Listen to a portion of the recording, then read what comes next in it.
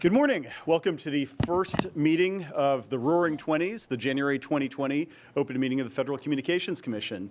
Madam Secretary, could you please introduce our agenda for the morning? Thank you, Mr. Chairman. Good morning to you and good morning, Commissioners. For today's meeting, you will hear 5 items for your consideration. First, you will consider a report and order that would adopt a 2-phase reverse auction framework for the Rural Digital Opportunity Fund, committing $20.4 billion in high-cost universal service support to bring high-speed broadband service to millions of unserved Americans. Second, you will consider a notice of proposed rulemaking that would propose to incorporate a new technical standard for determining whether a wireless handset is hearing aid compatible and to simplify and update the Commission's hearing aid compatibility rules. Third, you will consider a report and order that would adopt regulations on the handling of video relay service calls by communications assistants working from their homes. Fourth, you will consider a report and order that would modernize certain cable and satellite television provider notice provisions in Part 76 of the FCC's rules by requiring certain notices to be delivered to broadcasters by email instead of on paper. Fifth, you will consider an enforcement action. This is your agenda for today. The first item, entitled Rural Digital Opportunity Fund, Connect America Fund, will be presented by the Wireline Competition Bureau, and Chris Monteith, Chief of the Bureau, will give the introduction.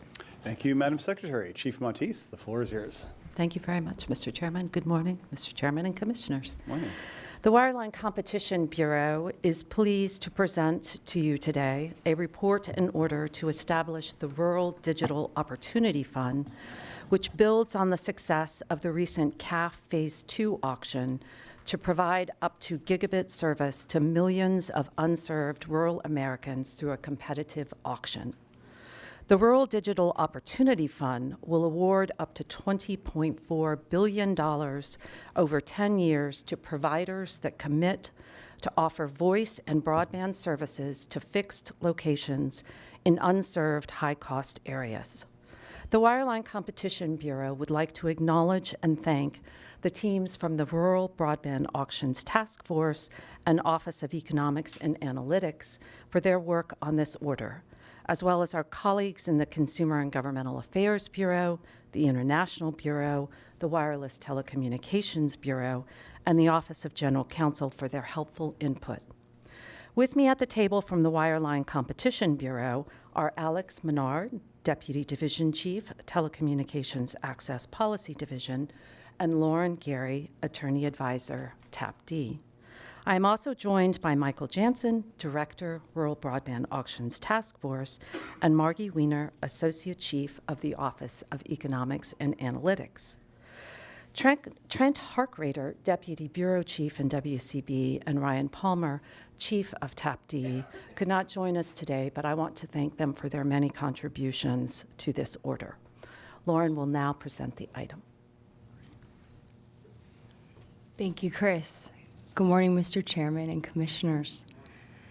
This order adopts the Rural Digital Opportunity Fund to allocate support through a 2-phase approach using a multi-round descending clock auction. Phase 1 will target wholly unserved census blocks, and in Phase 2, based on more granular data that becomes available through the Commission's ongoing digital opportunity data collection, will target census blocks that the Commission later determines are only partially served, as well as census blocks unawarded in Phase 1 of the auction. The order anticipates moving expeditiously to commence Phase 1 of the auction in 2020. The order adopts technology-neutral standards for services supported by the auction, including establishing a minimum speed of 25.3 with a preference for faster speeds up to gigabit service. Phase 1 makes use of many of the same rules as CAF Phase 2, with some exceptions to account for the passage of time and other changed circumstances. As in the CAF Phase 2 auction, for example, the order will use weights to account for the different characteristics of service offerings that bidders propose to offer when ranking bids. The order targets support to price cap areas and certain other unserved areas that lack access to both fixed voice and 25.3 broadband service. For Phase 1, the auction will include census blocks that are reported as completely unserved based on the most recent Form 477 data. The order also uses the Commission's cost model to calculate the reserve prices for the auction and prioritizes tribal lands as well as areas entirely lacking 10-1. The order adopts bid processing procedures specific to the clearing round of the auction, the first round in which the aggregate cost of bids at the round's clock price is less than or equal to the budget. In that round, the bidding system will assign support to the bidder with the lowest performance tier and latency weight, and bidding will continue for areas with 2 or more bids at that weight. Next, the order adopts letter of credit requirements that will maximize participation in the auction while still retaining protection to the fund. This order also requires Phase 1 support recipients to offer the required voice and broadband service to all eligible homes and small businesses within the awarded areas, without regard to the number of locations identified by the Connect America cost model, and instead as determined subsequently by the Wireline Competition Bureau. Lastly, the order makes available a 7th year of support for current CAF model-based support recipients as the Commission transitions to the Rural Digital Opportunity Fund. The Wireline Competition Bureau recommends adoption of this report and order and requests editorial privileges extending only to technical and conforming edits. Thank you. Thank you, Ms. Gary, for the presentation. We'll now turn to comments from the bench, beginning with Commissioner O'Reilly. Thank you, Mr. Chairman.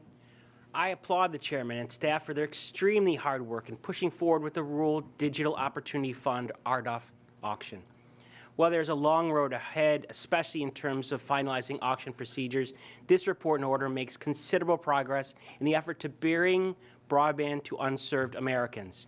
And to make clear at the outset, by limiting Phase 1 eligibility to only those census blocks that have no broadband whatsoever and targeting those consumers truly deserving of FCC assistance, our action should not in any way trigger or exacerbate the rightful concerns raised over our broadband mapping procedures. This item also attempts to correct errors of the past, including the decision to offer price cap carriers a right of first refusal to $9 billion in Connect America Fund Phase 2 funding. That policy resulted in tremendously poor incentives for funding recipients and left millions of rural Americans without service. It is also no secret that I would have preferred to implement the Remote Areas Fund auction from the outset. After all, it is easier to serve the less challenging areas once the more challenging areas have service than vice versa.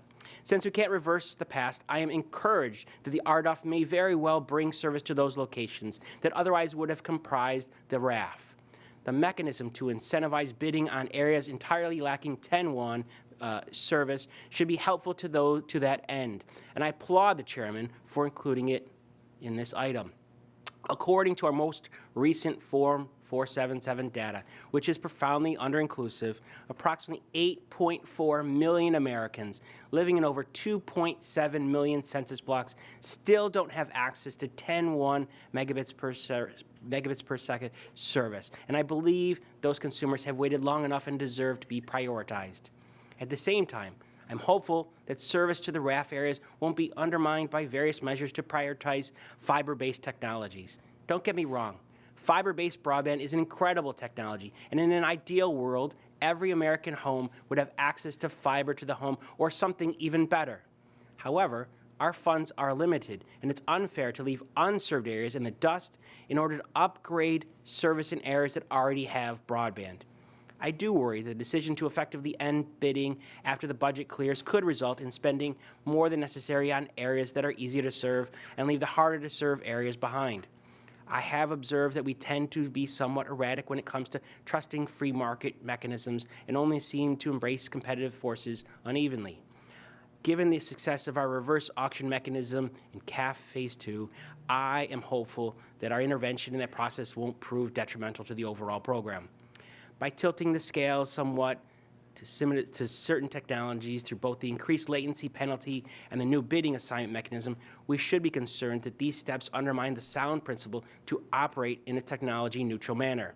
I would have preferred to allow the private sector's technologies engineers, to prove what various technologies are capable before indiscriminately confining certain providers to certain tiers.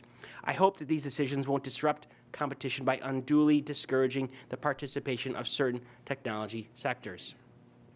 Speaking of stretching scarce USF dollars as far as possible, I applaud the chairman for rejecting the demands of certain self-serving politicians to use RDOF funds to overbuild areas in New York broadband program, as well as other areas of New York subject to enforceable deployment obligations.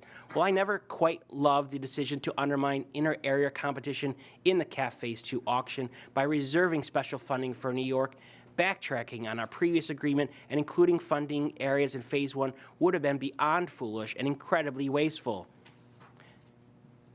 And undermining long-standing commission policy against awarding duplicative support in areas already served by existing provider.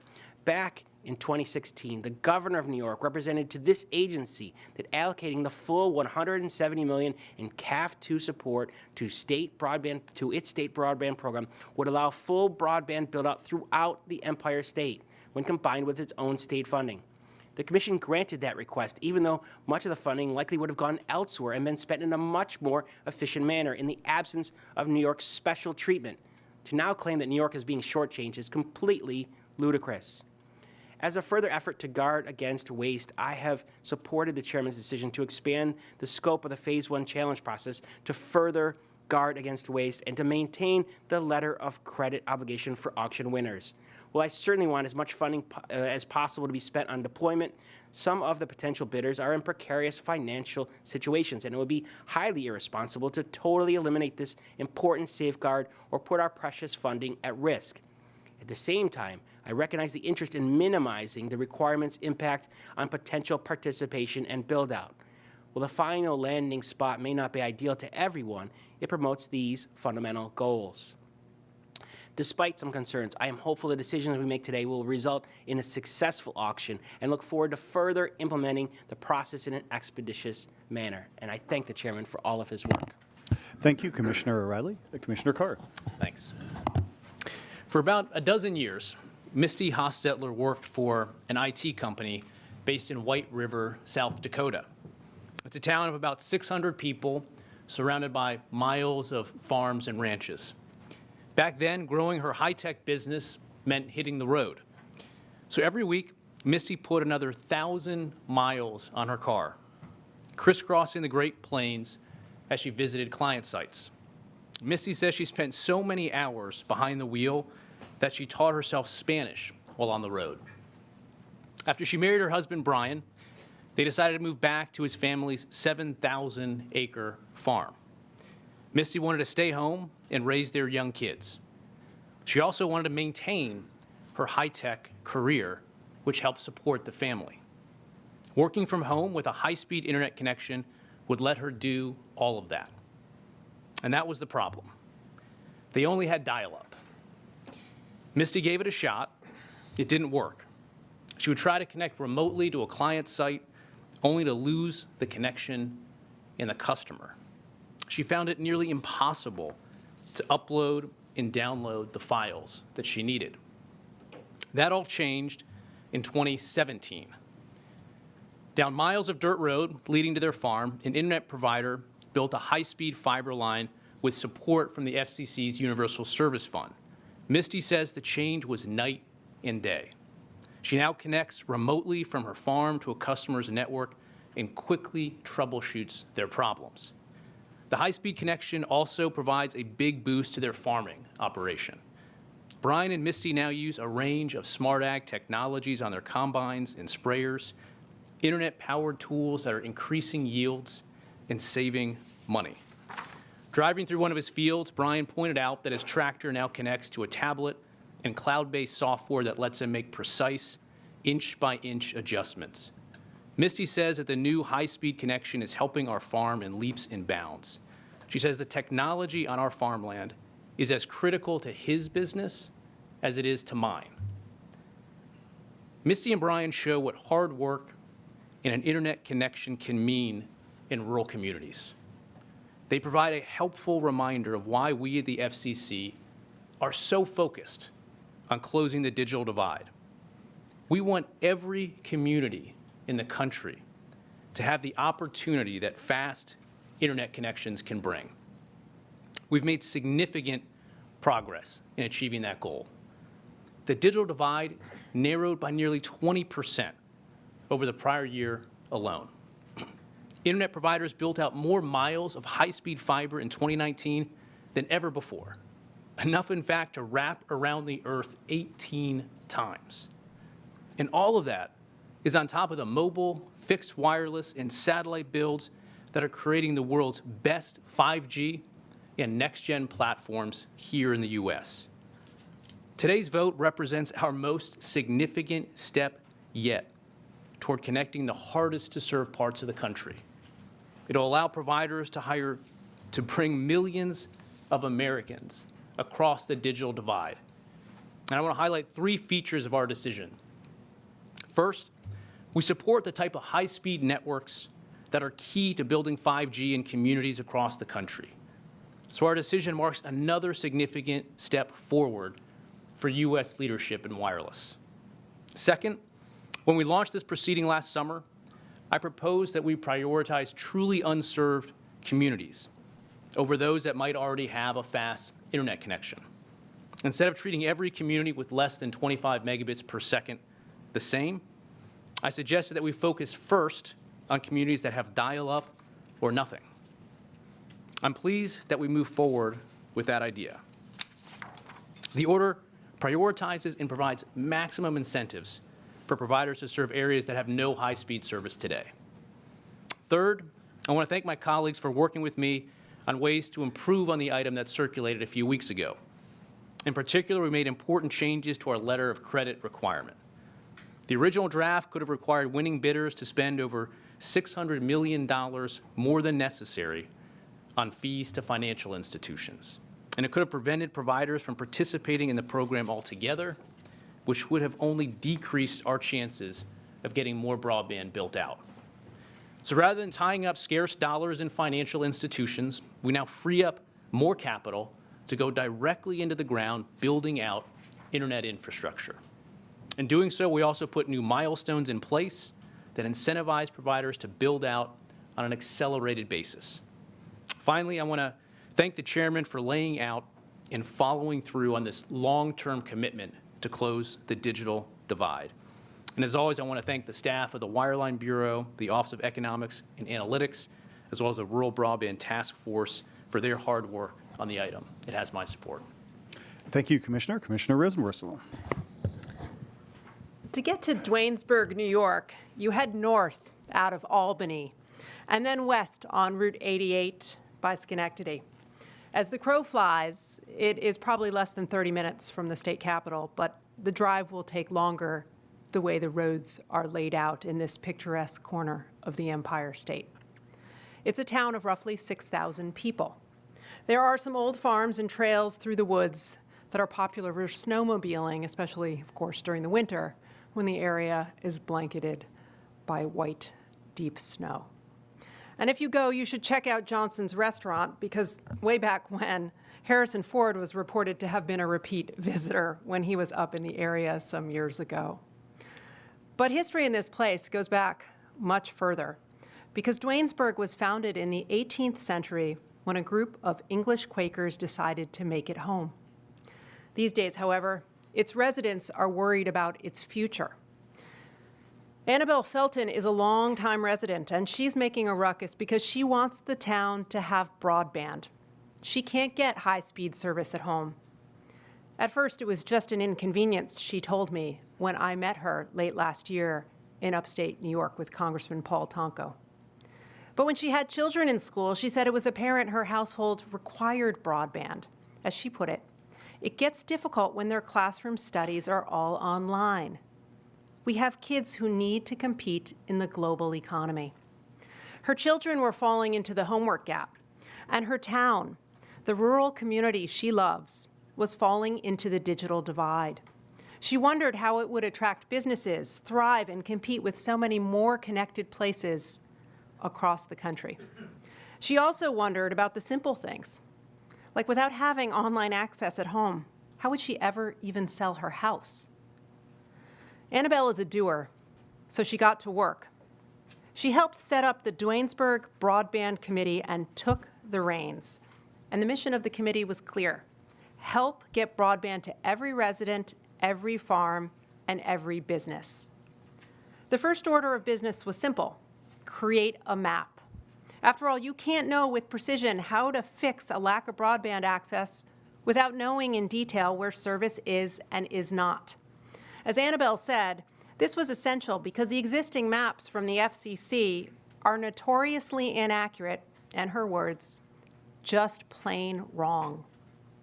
So the committee did what feels obvious. They used old-fashioned shoe leather with boots on the ground and surveyed all the residents about the state of broadband in the town. When the committee was done, what they found was not surprising if you've been watching the mess this agency has made with its broadband maps. Of course, right now, if a single subscriber in a census block is identified as having broadband, we conclude broadband is available throughout. That's not right. It masks so many people who are unserved and erroneously suggests our broadband efforts are done. As a result, remember, these are the maps that a cabinet secretary called fake news, and a senator on our oversight committee said, memorably and bluntly, they just stink. Now, with a whole lot more precision, Annabelle and her team proved them right. They found that in Duanesburg, the FCC maps are wrong as much as half the time. That means there are a lot of people in her little town stuck on the wrong side of the digital divide. And there are a whole lot of communities just like Duanesburg all across the country, places where our maps are devastatingly wrong and where it has fallen on folks like Annabelle to try to prove to local, state, and federal authorities that they do not have the infrastructure they need to succeed in the digital age. Let's salute them for their grit, savvy, and persistence. But it shouldn't have to be this way. Instead, the FCC should know in detail where service truly is and is not. It should be that we figure this out before sending federal funds who knows where to build who knows what. But that is not what we do today. We rush billions of dollars out the door in what feels like a broadband publicity stunt without taking a broad view of what the nation truly needs. So while the spirit of this effort is right on, we have a broadband problem. The way we go about addressing it is not right. It will leave so many people, so many communities, and so many more places like Duanesburg behind. Now let me explain why. First, we need maps before money and data before deployment. With today's decision, we commit the vast majority of our universal service funds, $16 billion, for the next 10 years without first doing anything to improve our maps, survey service accurately, or fix the data disaster we have about the state of service today. That means if your home is marked as served by the FCC's maps today and it is not, then for the next decade you are on your own. Good luck. It means millions of Americans will slip deeper into the digital divide. Don't take my word for it. Consider that the association representing some of our nation's largest broadband providers did a pilot project and found that 38% of the homes and businesses the FCC counted as served have no service at all. When the very providers that seed the data behind the FCC's broadband maps acknowledge just how bad it is, that should set off alarm bells. It does for me. That's because when I was frustrated with the mess the agency has made of its maps, I did something simple. I set up an email inbox, broadbandfail@fcc.gov. I asked people I met to write in and tell me what our maps got wrong. Now, honestly, that may be the last email inbox I'm allowed to set up in my office, but it was worth the effort. That's because I heard from hundreds of people frustrated by the FCC's data and furious that Washington was telling them they had service at home when they knew clear as day they did not. One individual from Kentucky told me that the provider that offers service according to the FCC map will do so only if he pays $46,000 for the installation privilege. He didn't think that meant he was served. He was right. Another individual from Tennessee complained that because his address was misrepresented on our maps, he was not able to get broadband at home. In Indiana, someone else told me that he has never had service and questioned why the agency's official data would ever suggest otherwise. From Texas, I learned that a household stuck on dial-up is reported as totally served by our broadband maps. Then there was the resident from the White Mountains of New Hampshire who told me just how wrong our mapping is because it says she has a choice of 6 providers at home. She has none. Despite all of this, we plow ahead today with a big spending plan that is not informed by better data. Remember that last year, the very day that the FCC proposed this Rural Digital Opportunity Fund, we also kicked off a series of policy changes to fix our maps. What happened to that? Where did it go? Why are we not doing that now before we spend billions? Because what we are doing today is going to leave more people behind. Anyone who our maps erroneously suggest is served by broadband is now out of luck for the next decade. I get that in Washington, organizations may flatter what we do here, because let's face it, there's money on the table. But that doesn't make it right. We are spending down 3/4 of our broadband funds for the next decade right here and now without doing any of the hard work necessary to figure out just where these dollars should go. To those who miss this election year bonanza because our maps are wrong, we say good luck. We'll deal with it later, when our funds are already spent and too many communities in too many places have fallen further behind. Second, we fail to recognize that cost is a barrier to broadband availability. This proceeding is a missed opportunity to honestly acknowledge that there are more than deployment barriers to broadband. There are adoption barriers too. The FCC could have asked funding recipients to offer a low-cost service for consumers when they are receiving billions in support from the government. But if you comb through the text of this decision, you'll find we took a pass. That's unfortunate. When 2 in 5 Americans are unable to afford a $400 emergency, we need to recognize that price is a barrier for people. We could have fixed this, but we declined. Third, this broadband fund is backward-looking with stale service speeds and data caps. It seems crazy that we are going to sit here today and pronounce what service speeds are adequate 10 years hence. But we do just that with baseline speeds of 25 megabits per second that we propose. And if you want a demonstration of just how ridiculous that is, know that a decade ago, this agency called service at 200 kilobits broadband. Go ahead and stream a video over that and see how it goes. I don't think we can know exactly how we will use broadband capacity 10 years hence, but I do think that right here and now, we need to be more ambitious. I think 100 megabits per second is table stakes, and we are going to need more symmetrical upload and download speeds as we move from an internet that is about consumption to one that is about creation. This is especially true for rural areas where we anticipate whole new economies developing based on mass amounts of data from precision agriculture. But we do not plan for this future here. Likewise, when it comes to data caps, the agency's decision misses the mark. This program will set in stone some data caps for some services for the next 10 years. That's bonkers. Data consumption is growing fast. We should not limit our use cases and creativity by choosing a low-lying number at a fixed point in time. Fourth, haste makes waste. This effort has been pushed out so fast, I fear we are only starting to understand what is not workable in this framework. We are making so much up as we go along. Late last night, we saw major changes to this decision. We have changed misguided policies involving letters of credit, but have made new ones up on the fly. We have twisted ourselves to include state broadband efforts without understanding where they are and what this even means. We are also in such a rush that we didn't even try to fix holes in the FCC's data with a meaningful challenge process. Instead of a robust challenge process where folks like Annabelle could come forward and tell the agency they got it wrong, we have come up with one that shuts them out. The only challenges we accept are from entities seeking to remove areas from the auction.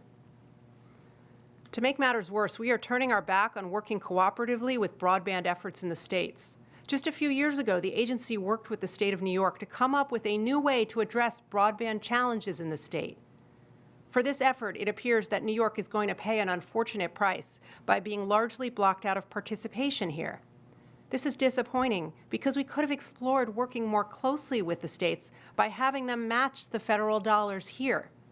In fact, the California Public Utilities Commission sought to do just that, but our action here will render that impossible. In the end, this is not the broadband plan we need. It is not guided by maps. It is not guided by data. It is guided by a desire to rush out the door, claim credit, and pronounce our nation's broadband problems solved. I think Americans deserve better. I think we solve problems by rolling up our sleeves, getting the facts we need, and then making things happen.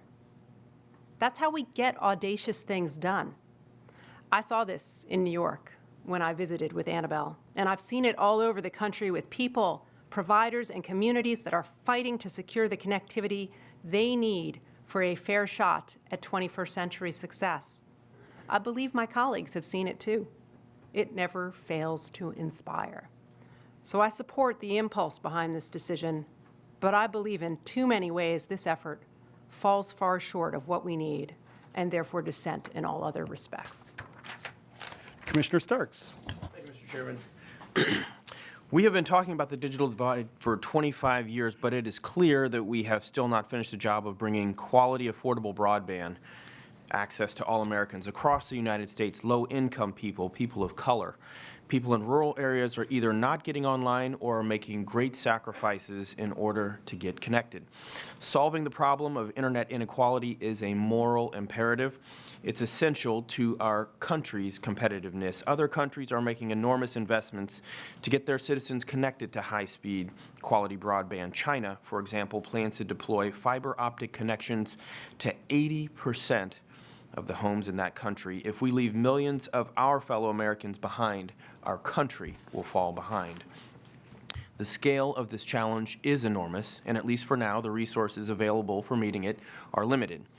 In terms of just sheer magnitude, the $20 billion Rural Digital Opportunity Fund that we vote on here today is nearly 10 times bigger than its predecessor, the Connect America Fund 2, and will commit us to a certain course for more than a decade. There are no do-overs here with this money and this precious time.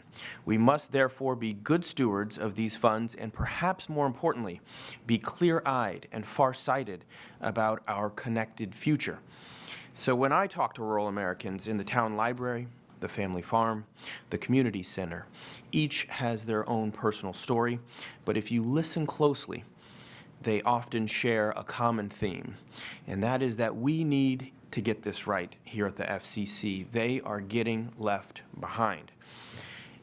Over the last number of months, I have laid out a very clear four-part plan for data-driven and fiscally responsible approach to promoting rural broadband deployment, including at our oversight hearing in the House. The FCC should, 1, provide funding based on accurate data and maps. 2, promote affordable broadband options. 3, incentivize providers to offer future-proof broadband. And 4, hold auction winners accountable. And while there are parts of this item that I do believe are very good advancements, today's order does fall short of satisfying my vision of how to get best broadband to our rural Americans. Accordingly, I will approve in part and dissent in part. So first, as I laid out in my statement in the NPRM and at my oversight hearing, this proceeding, I have zero tolerance for continuing to spend precious universal service funds based on bad data. There is bipartisan and nearly universal agreement that our existing broadband deployment data contains fundamental flaws. And yet the order today presses ahead with funding decisions based upon mapping data that does not reflect reality, plowing this same mission-critical error into a newer, much larger program. We must do better. We know from the tireless work of researchers, state agencies, community activists that our failure to get broadband mapping right has had serious consequences.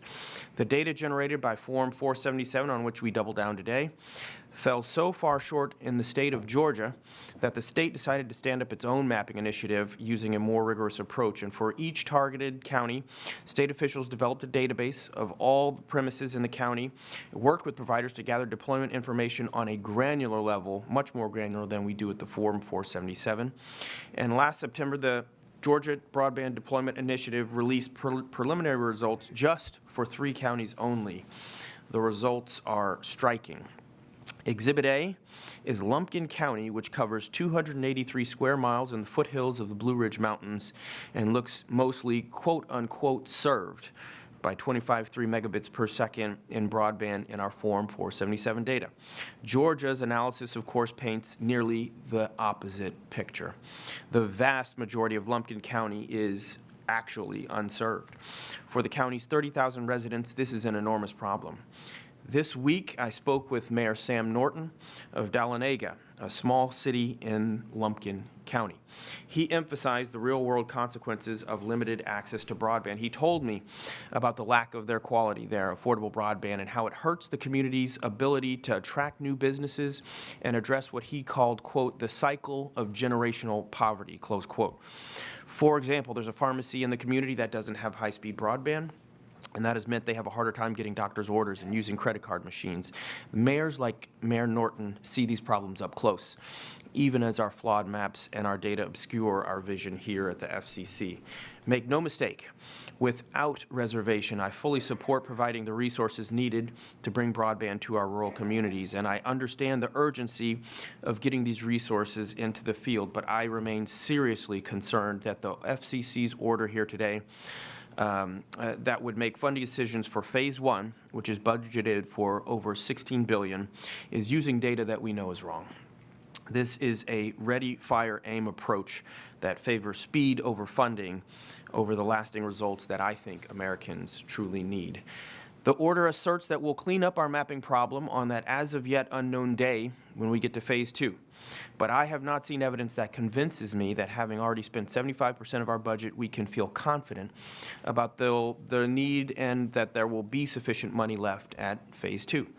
The order does not attempt to estimate how many more people will be unserved when we finally get those maps in order.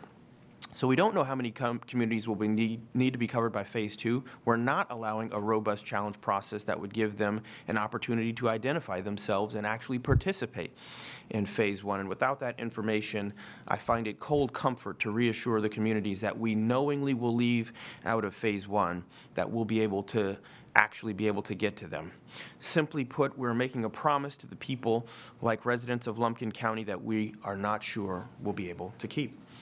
Without having these better data and maps in place, we can't even estimate how many areas will similarly be deemed quote-unquote served, much like Lumpkin County, and left out of RDOF Phase 1. What we do know is that Lumpkin County is not alone.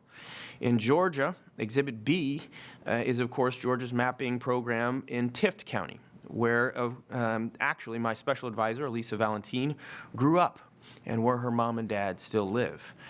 They are always complaining to her about their lack of broadband. And I know I met a number of unserved New Yorkers in Hudson, New York, the 8th most rural district in the entire United States, when I attended a broadband field hearing last year hosted by Congressman Delgado.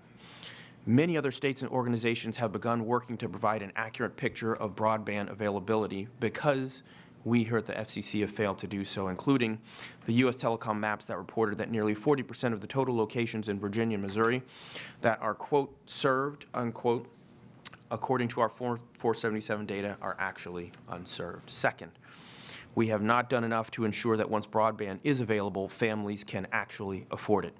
I share the excitement of many stakeholders about getting high-speed next-generation networks into communities previously denied access. I spoke passionately about this at my oversight hearing last year. I had hoped that subscribership targets would be considered in the NPRM and would incentivize winners to provide a range of broadband packages, including some low-cost options. The final order does not require winners to meet any subscription target. Going forward, I will continue to encourage stakeholders involved in universal service to recommit to ensuring that cost is not a fundamental barrier. Third, to ensure universal service funds are put to their best use, we must envision the connectivity needs of the future and build towards them. For too long, the FCC has subsidized networks that are obsolete by the time they're built. Less than 10 years ago, we awarded CAF Phase 1, Connect America Fund Phase 1 support to price cap carriers to provide service to approximately 524,000 locations. The CAF 1 rules only required that the carriers provide quote-unquote broadband to download speeds of 4 megabits and even slower uploads, 4.1. Under our current rules, quite rightly, that is no longer even deemed broadband. That experience raises critical question. Could we not have reasonably foreseen in 2013 that 4.1 megabits networks and even 10.1 megabit networks would not stand the test of time? That lack of foresight reverberates into the order before us today. At least 108,000 of those locations, more than 20% of the locations for CAF 1, will presumptively be eligible for RDOF support here today. We need to learn from that experience. Universal service dollars are too scarce and too badly needed to be spent building networks that are of the past. So has the Commission learned its lesson? We built to 4.1 in 2010, it didn't last. And do I think that the 25 megabits baseline that we set out today is going to last 10 years from now? I don't. No new lessons are learned from the second mule kick. We need to be building future-proof connections with this money. And in my conversations with rural electric co-ops, they tell me that customers overwhelmingly want 100-100 networks. And in the coming years, faster uploads and download speeds are going to become increasingly essential to rural life, opening up options for them to work from home, upload data, access medical care, and participate in educational experiences that are not available locally. For that reason, I do support adopting changes to the clearing round rule, supported by the rural electric co-ops and many other auction participants, that will help ensure that faster and more upgradable networks are deployed wherever possible. Fourth, consistent with our obligation to spend USF funds responsibly, we must create real accountability for companies that receive subsidies. Looking at our recent efforts, I see warning signs that we should not ignore. For example, I'm frustrated that more than a dozen winners from our last universal service auction, CAF 2, have already defaulted. Some providers have announced that they will not be able to make their CAF 2 milestones. That's concerning. Communities that have already waited too long for broadband should not be delayed by providers unable to fulfill their obligations. Letters of credit are one way to promote responsibility, protect the fund. I understand the Commission is trying to strike a careful balance here. We don't want to overinsure and make the program unaffordable to providers. And I do support the changes to the draft order's letter of credit mechanism today because I expect that they will promote more participation in the auction. Moving forward, we must continuously evaluate how well our enforcement mechanisms work. Finally, I want to underscore my commitment to working with the states to close the digital divide. Because I value those partnerships, I cannot support provisions of the order that I think penalize states that may have made their own investments in rural broadband deployment. The version of the order now before us excludes from RDOF any area that the Commission, quote, knows to be awarded funding through the U.S. Department of Agriculture's Reconnect program or other similar federal or state broadband subsidy programs, or those subject to enforceable broadband deployment obligations. Based upon my initial research, that means that nearly 30 states that fund rural broadband through their own programs may find their eligibility reduced or eliminated. These provisions discourage badly needed state-federal partnerships, risk unequal application of the rules between the states, and create unnecessary risk of litigation. We should not be surprised when state officials are confused and concerned upon seeing this decision. The FCC has long encouraged states to work with us towards that shared goal of universal service. Several members of Congress wrote to the chairman yesterday urging that we delay consideration of this order until those state and federal investments could be better coordinated. Instead of taking that time to work with the various states, I think we are blindsiding them with an exclusion that they were not given an opportunity to weigh in on. I don't think that's fair or wise and is not consistent with our obligation under the APA to give parties fair notice and opportunity to comment. I see no evidence in this order that we've attempted to understand the variety of state programs our decision will impact. Had we given the state officials notice of this rule and worked collaboratively, I have no doubt that we would have a better record upon which to base this decision, nor do I see any standards with which those programs will be evaluated, or a plan to ensure that we have canvassed all relevant state programs, creating a risk that our rules are arbitrary and capricious. As I said before, I understand the urgency of getting RDOF funds to places that need them, but failing to coordinate with the state's will, in my view, risk undermining the effectiveness of this important effort. We should have taken the time to get this right. Instead, I think we've damaged working relationships with important state partners and created litigation risk that jeopardizes the many laudable aspects of this decision. Here's the final point, everyone. We must avoid waking up 10 years from now with another $20 billion spent, and we still don't understand with precision communities that remain served and unserved and how we can effectively and accurately finish the job. Thank you truly for the hard work by the Bureau. Thank you, Commissioner. Last September, I visited the outskirts of Mandan, North Dakota, which is west of Bismarck, where BEK Communications was deploying fiber broadband as part of its Connect America Fund Phase 2 auction deployment. That afternoon, I met Jamie Wetch, Erica Hager, and Cullen Quill. Jamie and Erica had recently gotten high-speed internet access. Cullen was getting access to gigabit fiber that very day. Now, Jamie is a software engineer, and he told me he's now able to work from home and spend more time with his family. And speaking of, he also said he no longer has to use the phrase, "Get off the internet, kids. We're using it." Erica is a self-made entrepreneur. She started an online infant clothing store, Bison Booties, after her daughter was born. Now, she can finish orders and respond to customers more quickly and otherwise grow her business. I asked Cullen how he was planning on using the new service. Well, he said he'd never had a problem like that, but after thinking about it for a moment, he said he and his wife would no longer have to drive to Bismarck, so their kids could upload their homework using a fast food restaurant's Wi-Fi connection.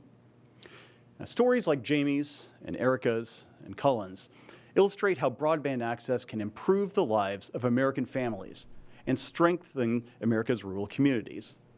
And they explain why closing the digital divide is my top priority as chairman of the FCC. Millions of rural Americans, like these three North Dakotans, want to participate in the digital economy. Now, over the last 3 years, we've done a lot to make that happen, and the evidence is clear that we are making incredible strides toward that goal. Through 2018's successful Connect America Phase 2 auction, we are supporting the deployment of broadband networks to more than 713,000 unserved homes and small businesses. And through other Universal Service Fund reforms, small rural telephone companies in the Rate of Return program have committed to serving 25 megabit per second broadband to more than 940,000 locations in their service areas. These steps, together with our efforts over the last 3 years to remove unnecessary barriers to broadband deployment and modernize our regulations, are helping to rapidly close the digital divide. In the first 2 years of this administration, the number of Americans lacking access to 25.3 megabit per second broadband fell by 30%. And the number of Americans lacking access to 250 over 25 megabit per second broadband plummeted nearly 75%. Fiber was deployed to a record 7.2 million new homes in 2019, smashing the record set in 2018, when 5.9 million homes were served with fiber. But there is more to do. FCC data still show that there are millions of American homes and businesses in rural areas completely lacking broadband at the 25.3 megabit per second standard. Many of these locations can't even get a 10.1 megabit per second connection, and right now there is simply no business case for deploying broadband there. This means that millions of Americans can't start a business, advance their children's or their own education, use precision agriculture, access telemedicine, or benefit from the digital economy. This state of affairs demands that the Commission take immediate and concrete action. And today, we proceed to do just that, with our boldest step yet to ensure that digital opportunity extends to all Americans, no matter where they live, the Rural Digital Opportunity Fund, a $20 billion initiative that targets $16 billion in just the first phase for deploying up to gigabit speed broadband to as many as 6 million American homes and businesses we already know are unserved. Now, the Rural Digital Opportunity Fund is building on the success of the Connect America Phase 2 auction. For instance, we're going to use a reverse auction format that will rely on market forces to direct subsidies to the provider willing to build the fastest network at the lowest cost. But we're also making some significant changes to our CAF2 approach, changes that will mean better networks covering more Americans. For example, we are more than doubling the minimum speeds that the auction will support, from 10.1 megabits per second in CAF2 to 25.3 in this one. We're increasing the weights on bids to favor higher speeds and lower latency. We'll assign support to the bidder offering the best combination of speed and latency once the combined price of bids in each area in the auction falls below the available budget. We're also making changes that will help ensure maximum participation and therefore maximum broadband deployment in the auction. In response to concerns about the financial strain some carriers might face, we are changing the letter of credit requirement to reduce costs to carriers by up to 80% in a given year from those initially proposed, while still protecting these scarce federal funds. At the same time, we're giving bidders an all-new incentive to deploy their networks more quickly than ever. Now, this will ensure that more carriers can participate in the auction, while both safeguarding taxpayer funds and getting rural Americans connected as soon as possible. And those aren't the only improvements. We're including in the auction many areas that previously were excluded from some of our rural broadband deployment programs, but where market forces alone still have not brought about broadband deployment. We're increasing support to bidders serving tribal lands, where deployment is often especially challenging. And we're adding a new intermediate speed tier of 50 megabits per second to the auction that will give bidders greater flexibility to design networks and to use technologies that make sense for the area in which they are bidding. And together, these changes mean that we are more likely to have greater eligibility for rural areas to get funding through the auction, stronger participation among bidders in the auction, faster, future-proof networks that will support not only today's internet applications, but tomorrow's too, and better and quicker bang for the buck. In other words, better, faster, cheaper broadband for more Americans. Indeed, our approach has won widespread support from those representing rural America's consumers and small businesses, including the National Grange, the Rural and Agricultural Council of America, the National Association of Wheat Growers, the U.S. Cattlemen's Association, the American Dairy Coalition, the App Association, the Fiber Broadband Association, the National Association of Tower Erectors, NTCA, the Rural Broadband Association, the Small Business and Entrepreneurship Council, among others. And it is telling that those opposing the Rural Digital Opportunity Fund today don't list a single organization that actually represents rural consumers and businesses.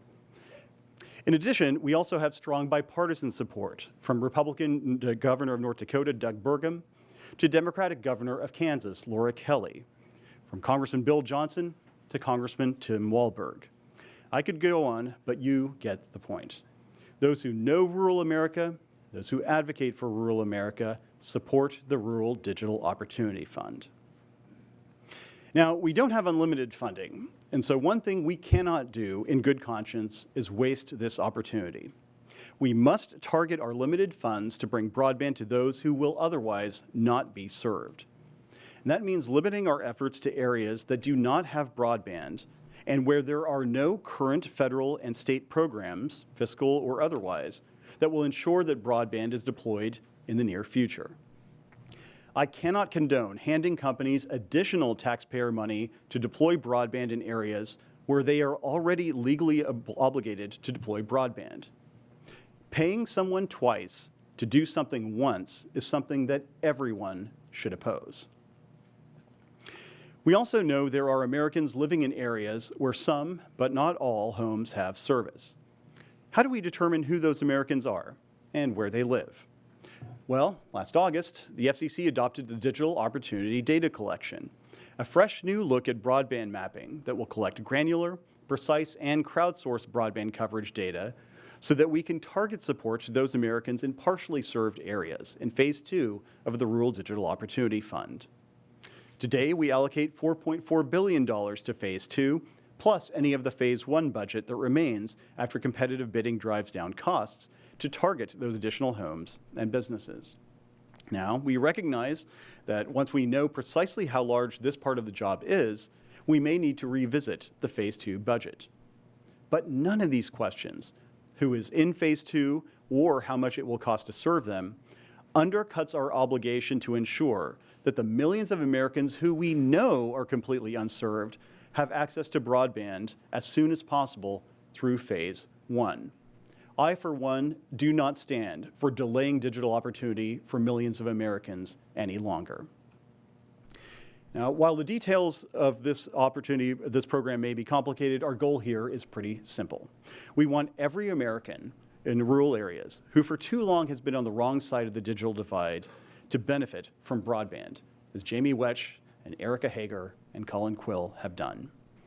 I believe the Rural Digital Opportunity Fund will permanently change the broadband landscape in America for the better. I can't wait to see the auction begin later this year and see its impact on closing the digital divide.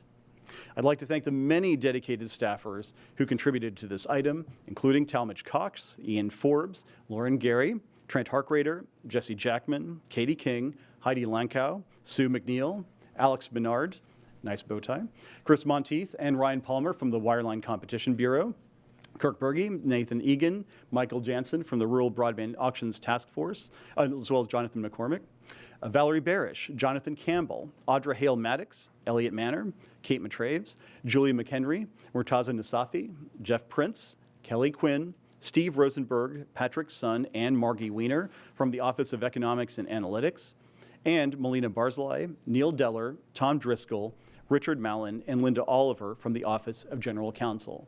Last but certainly not least, a very deep thank you to Preston Wise in my office, who spent an enormous amount of time over the last several months, certainly the last several weeks, and certainly the last day, dealing with a lot of different loose ends on this issue. I really appreciate Preston for that, which is why we had to mention North Dakota at the beginning of this statement. With that, we'll proceed to a vote on the item. Commissioner O'Reilly? Aye. Commissioner Carr? Approve. Commissioner Rosenworcel? Approve in part, dissent in part. Commissioner Starks? Approve in part, dissent in part. The chair votes to approve, and the item is adopted with editorial privileges granted as requested. Thanks, folks, for the great work. Madam Secretary, to item number 2 we go today. Mr. Chairman and Commissioners, the next item will be presented by the Wireless Telecommunications Bureau and is entitled Amendment of the Commission's Rules Governing Standards for Hearing Aid Compatible Handsets, Amendment of the Commission's Rules governing hearing aid compatible mobile handsets, comment sought on 2010 review of hearing aid compatibility regulations. Donald Stockdale, Chief of the Bureau, will give the introduction. Thank you, Madam Secretary. Mr. Stockdale, we turn our lonely eyes to you. Good morning, Mr. Chairman, Commissioners. Good morning. I am pleased to present to you the Hearing Aid Compatibility Standards Notice of Proposed Rulemaking. I am joined at the table today by Suzanne Tétrault, Garnet Hanley, Jaming Sheng, and Susanna Larson. In addition to the staff at the table, I would like to thank the Commission staff listed on this slide for their input. Susanna will now present the item. Good morning, Mr. Chairman and Commissioners. We present to you today a notice of proposed rulemaking that proposes to incorporate into the Commission's rules the latest technical standard for determining whether wireless handsets are compatible with the use of hearing aids. The Commission's hearing aid compatibility rules ensure that Americans with hearing loss have access to the same types of advanced wireless handsets as those without. The rules require that hearing aid compatible handsets be made available and specify what testing standard must be used to determine whether a handset is hearing aid compatible. The rules currently require use of a 2011 testing standard issued by the American National Standards Institute, or ANSI. ANSI adopted a new testing standard last year and has asked the Commission to incorporate that 2019 standard into the rules. Compared to the 2011 version, this new standard expands the frequency range and technologies that will be tested and simplifies and updates the testing procedures. The new standard also incorporates a volume control requirement into the hearing aid compatibility requirements for the first time. As a result of these changes, the new standard will improve the experience of hearing aid users by improving the measurement of potential hearing aid interference, while at the same time reducing testing burdens. The notice proposes to incorporate the new standard into the Commission's rules as the exclusive testing standard after a 2-year transition period, and to make the new volume control standard mandatory at the end of the transition period. Consistent with past practice, the notice proposes that handset models that have been certified as hearing aid compatible under older versions of the ANSI standard would still be considered hearing aid compatible and would count toward the requirement to offer compatible handsets as long as these handset models are still being offered for sale. The notice also proposes to simplify the hearing aid compatibility labeling requirements to make it easier for consumers to understand and evaluate the compatibility of a particular handset. Finally, the notice proposes to remove unnecessary or superseded rule provisions and seeks comment on ways to simplify and update the hearing aid compatibility rules. The Wireless Telecommunications Bureau recommends that the Commission adopt the notice. Thank you. Before turning it over to my colleague for comments, though, I do want to recognize that this is a beginning and an end. A beginning in the sense that I understand this is your first presentation at an open meeting, Ms. Larson. Congratulations, and may there be many more. But also, unfortunately, an end. And although I usually save this for the announcements, I do want to recognize that one of the terrific staffers sitting at the table will be departing the agency, Suzanne Tatro, who's currently Deputy Chief of the Wireless Telecommunications Bureau. I want to thank you for your service. You started at the FCC in 1991. You've had perhaps the greatest and broadest run here at the agency. Starting off in the Common Carrier Bureau as a staff attorney, then Deputy Associate General Counsel overseeing the Agenda Review Program, the Deputy Chief of the Wireline Bureau on an acting basis 2 times over, the Associate Chief and Chief of Staff of the Enforcement Bureau, the Deputy Chief of the Consumer and Governmental Affairs Bureau, the Acting Chief of the Enforcement Bureau, the Deputy Chief of the Enforcement Bureau, the most important position at the Commission, Deputy General Counsel in charge of the Administrative Law Division, and finally, of course, in this position. Suzanne, it's been a pleasure to work with you through the various iterations. One thing that is consistent, notwithstanding these moves, however, is your expertise and dedication to the task at hand. We very much enjoyed working with you. We wish you well as you depart the agency, and keep in touch. You will be missed. Thank you very much.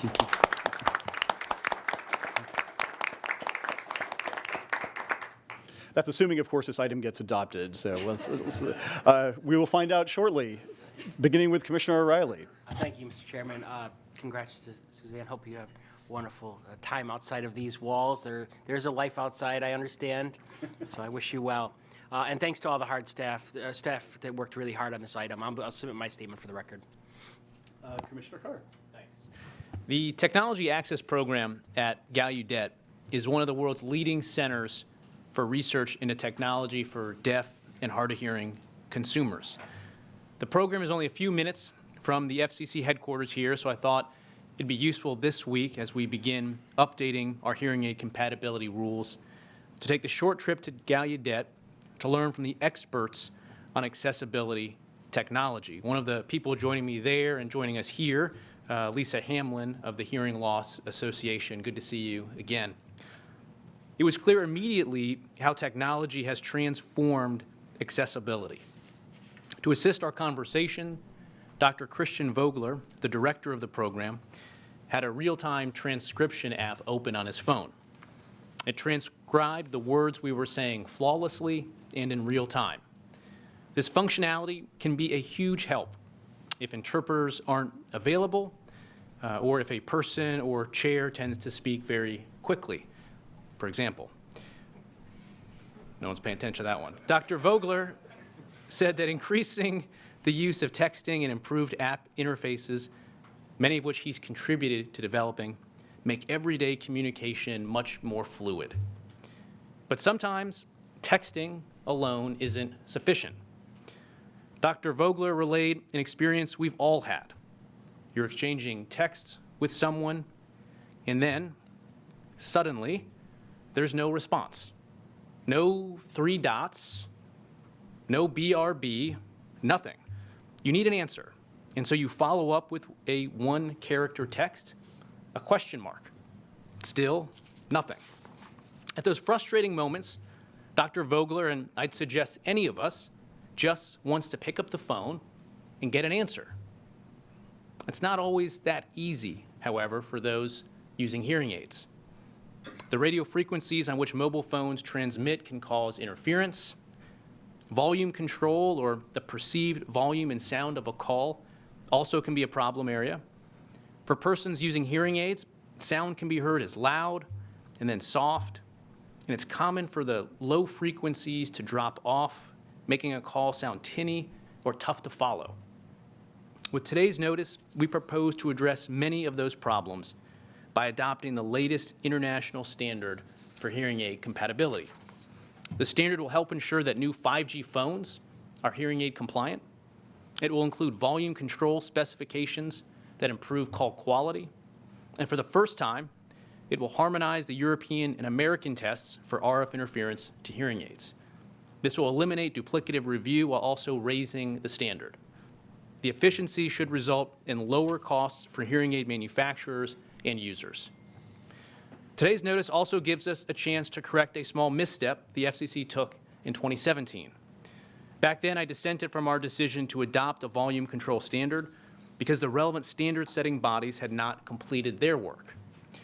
I argued that our decision put the cart before the horse and would likely require us to launch a second proceeding once those standards groups completed their work. We're now launching that new proceeding and proposing to adjust the FCC's 2017 compliance schedule accordingly, which is the right move. The wonders of the mobile world we live in should be open to everyone. Technologists and the research team at Gallaudet are focused on making that goal a reality for the deaf and hard of hearing communities. I want to thank them for their dedication, and I want to thank as well the Wireless Bureau for its work on the item. It has my support. Thanks. Thank you, Commissioner. Commissioner Rosenworcel. Accessibility means equal opportunity to create, participate, and communicate. And promoting accessible technology is a sacred duty this agency has under the law. That is why I am so pleased to support today's rulemaking, which seeks to ensure that our rules regarding hearing aid compatibility with wireless handsets reflect the most up-to-date standards. Keeping our policies for accessibility current is vitally important. It can lead to greater innovation and make it possible for more technologies to reach more people in more places. Now, I think on that score, we have some work to do to ensure that our wireless 5G future does not leave anyone behind. Note that the standard the agency proposes to adopt here does not cover frequencies above 6 gigahertz. But to date, the FCC's efforts to push new spectrum into the market in the 5G era have only involved millimeter wave bands well above 6 gigahertz. I think it is vital that we understand the impact of these new frequencies on hearing impaired individuals and devices right now and not leave these issues for later. So I'm glad we are going to ask questions about these matters in our rulemaking today, and for these reasons, this rulemaking has my support. Thank you to the Bureau for your work, and thank you, Suzanne, for your long public service. Thank you, Commissioner. Commissioner Starks. Mr. Chairman, one of the FCC's core missions is ensuring that all Americans have equal access to telecommunication networks and systems. While the services and equipment upon which we're focused on our accessibility efforts may have changed over the years, the mobile handset has become critical to full participation truly in our society. As smartphones have become more ubiquitous throughout the country, they connect people to friends, family, and the wider world in unimaginable ways. To ensure that everyone has access to this convenience, the Commission has adopted the American National Standards Institute standards on hearing aids and compatibility. Our rules guarantee that the millions of Americans with hearing loss can find high-quality hearing aid compatible handsets from manufacturers and service providers. Today, we do propose to update those rules by adopting those 2019 standards.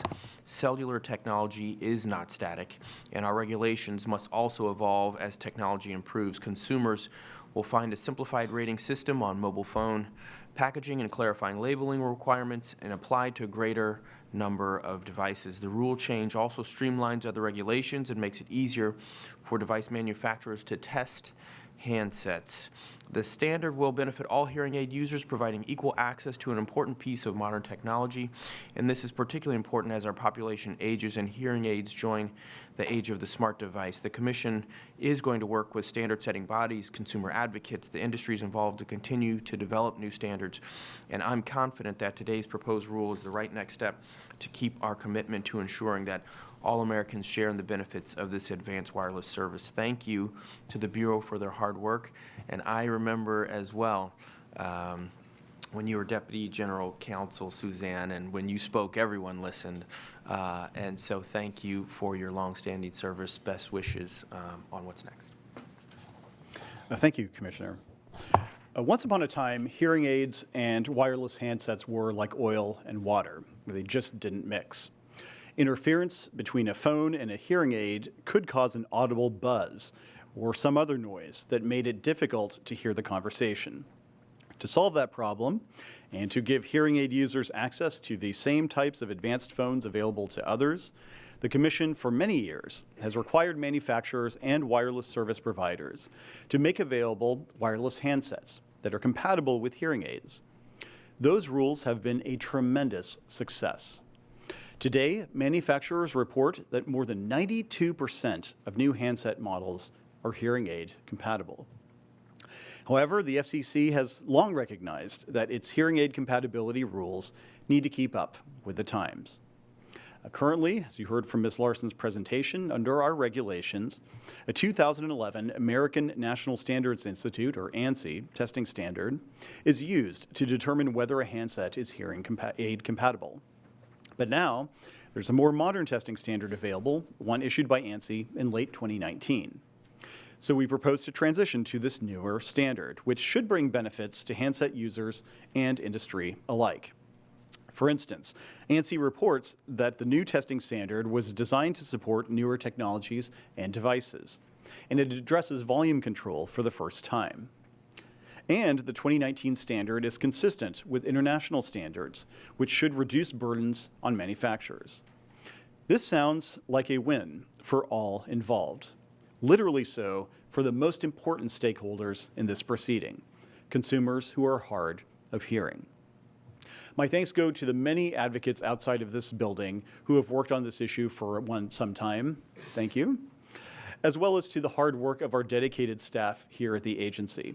From the Wireless Telecommunications Bureau, Chaz Eberly, Garnet Hanley, Saurabh Chabra, Eli Johnson, Susanna Larson, Dana Schaefer, Jaming Shah, Don Stockdale, Cecilia Sulhoff, and Suzanne Tatro. From the Consumer and Governmental Affairs Bureau, Robert Aldrich, Daryl Cooper, and Susie Rosen Singleton. From the Office of Economics and Analytics, Weiren Wang. From the Office of General Counsel, David Horowitz, Douglas Klein, and Bill Richardson. And last but not least, from the Office of Engineering and Technology, Rashmi Doshi and Jim Zeliga. This item has my full support. With that, we'll move to a vote. Commissioner O'Reilly? Aye. Commissioner Carr? Approve. Commissioner Rosenworcel? Approve. Commissioner Starks? Approve. The chair votes to approve as well. The item is adopted. Editorial privilege is granted as requested. Now you can go, Suzanne. Madam Secretary, can you please take us to the next item on today's agenda? Mr. Chairman and Commissioners, the third item on your agenda will be presented by the Consumer and Governmental Affairs Bureau and is entitled Structure and Practices of the Video Relay Service Program. Patrick Weber, Chief of the Bureau, will give the introduction. Thank you, Madam Secretary. And despite the fact we were surprised you're not wearing an LSU tie, Mr. Weber, we will turn the microphone over to you. Thank you.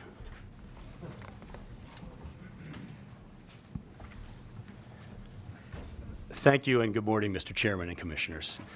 Today, the Consumer and Governmental Affairs Bureau presents to you a report and order on Video Relay Service, or VRS.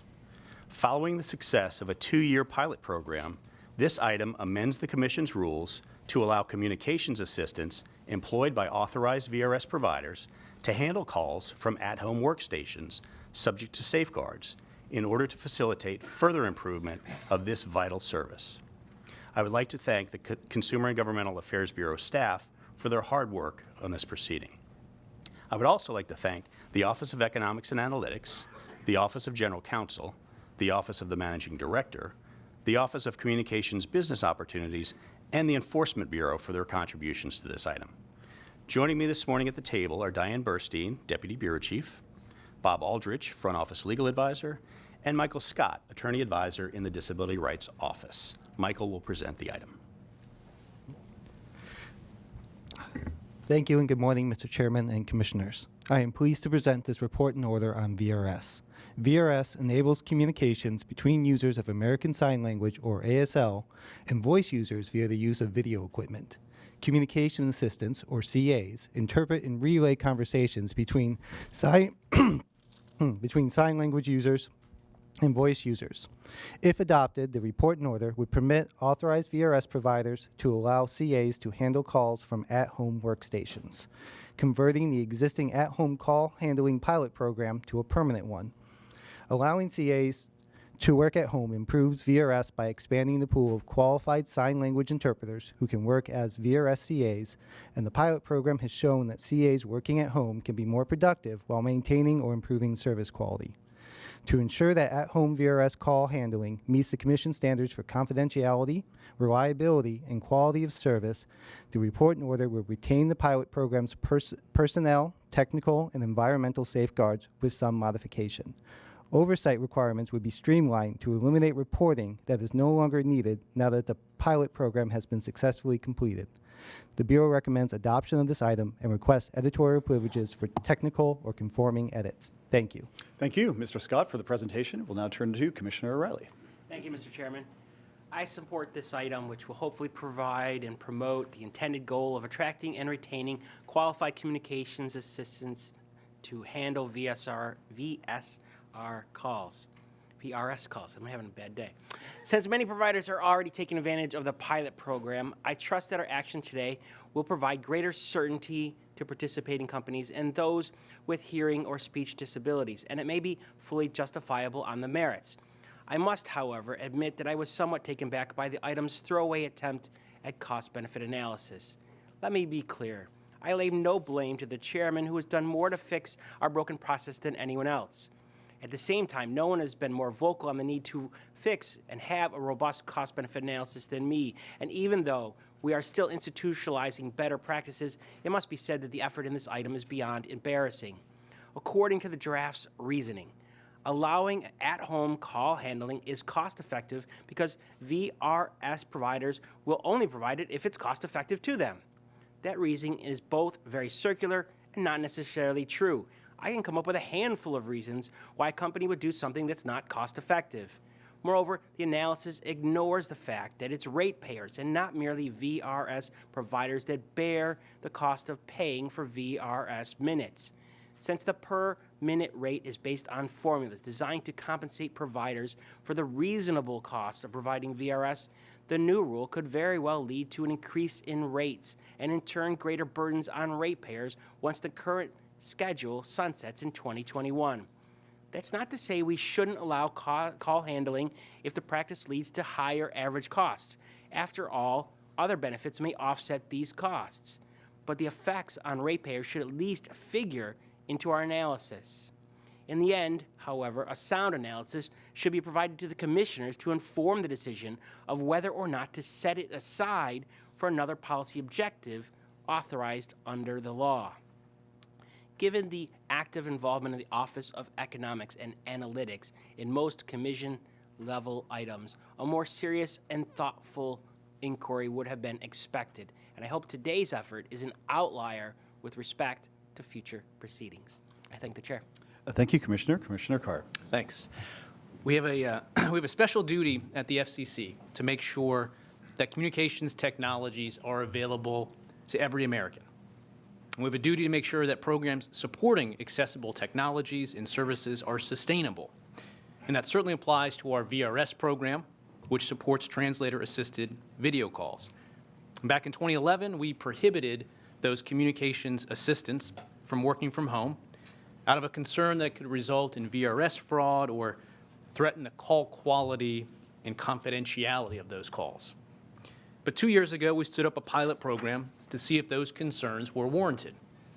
The pilot allowed communications assistants to work from home, and it demonstrated that as long as we implement prudent safeguards, we can greatly improve the program both for users and employees of VRS.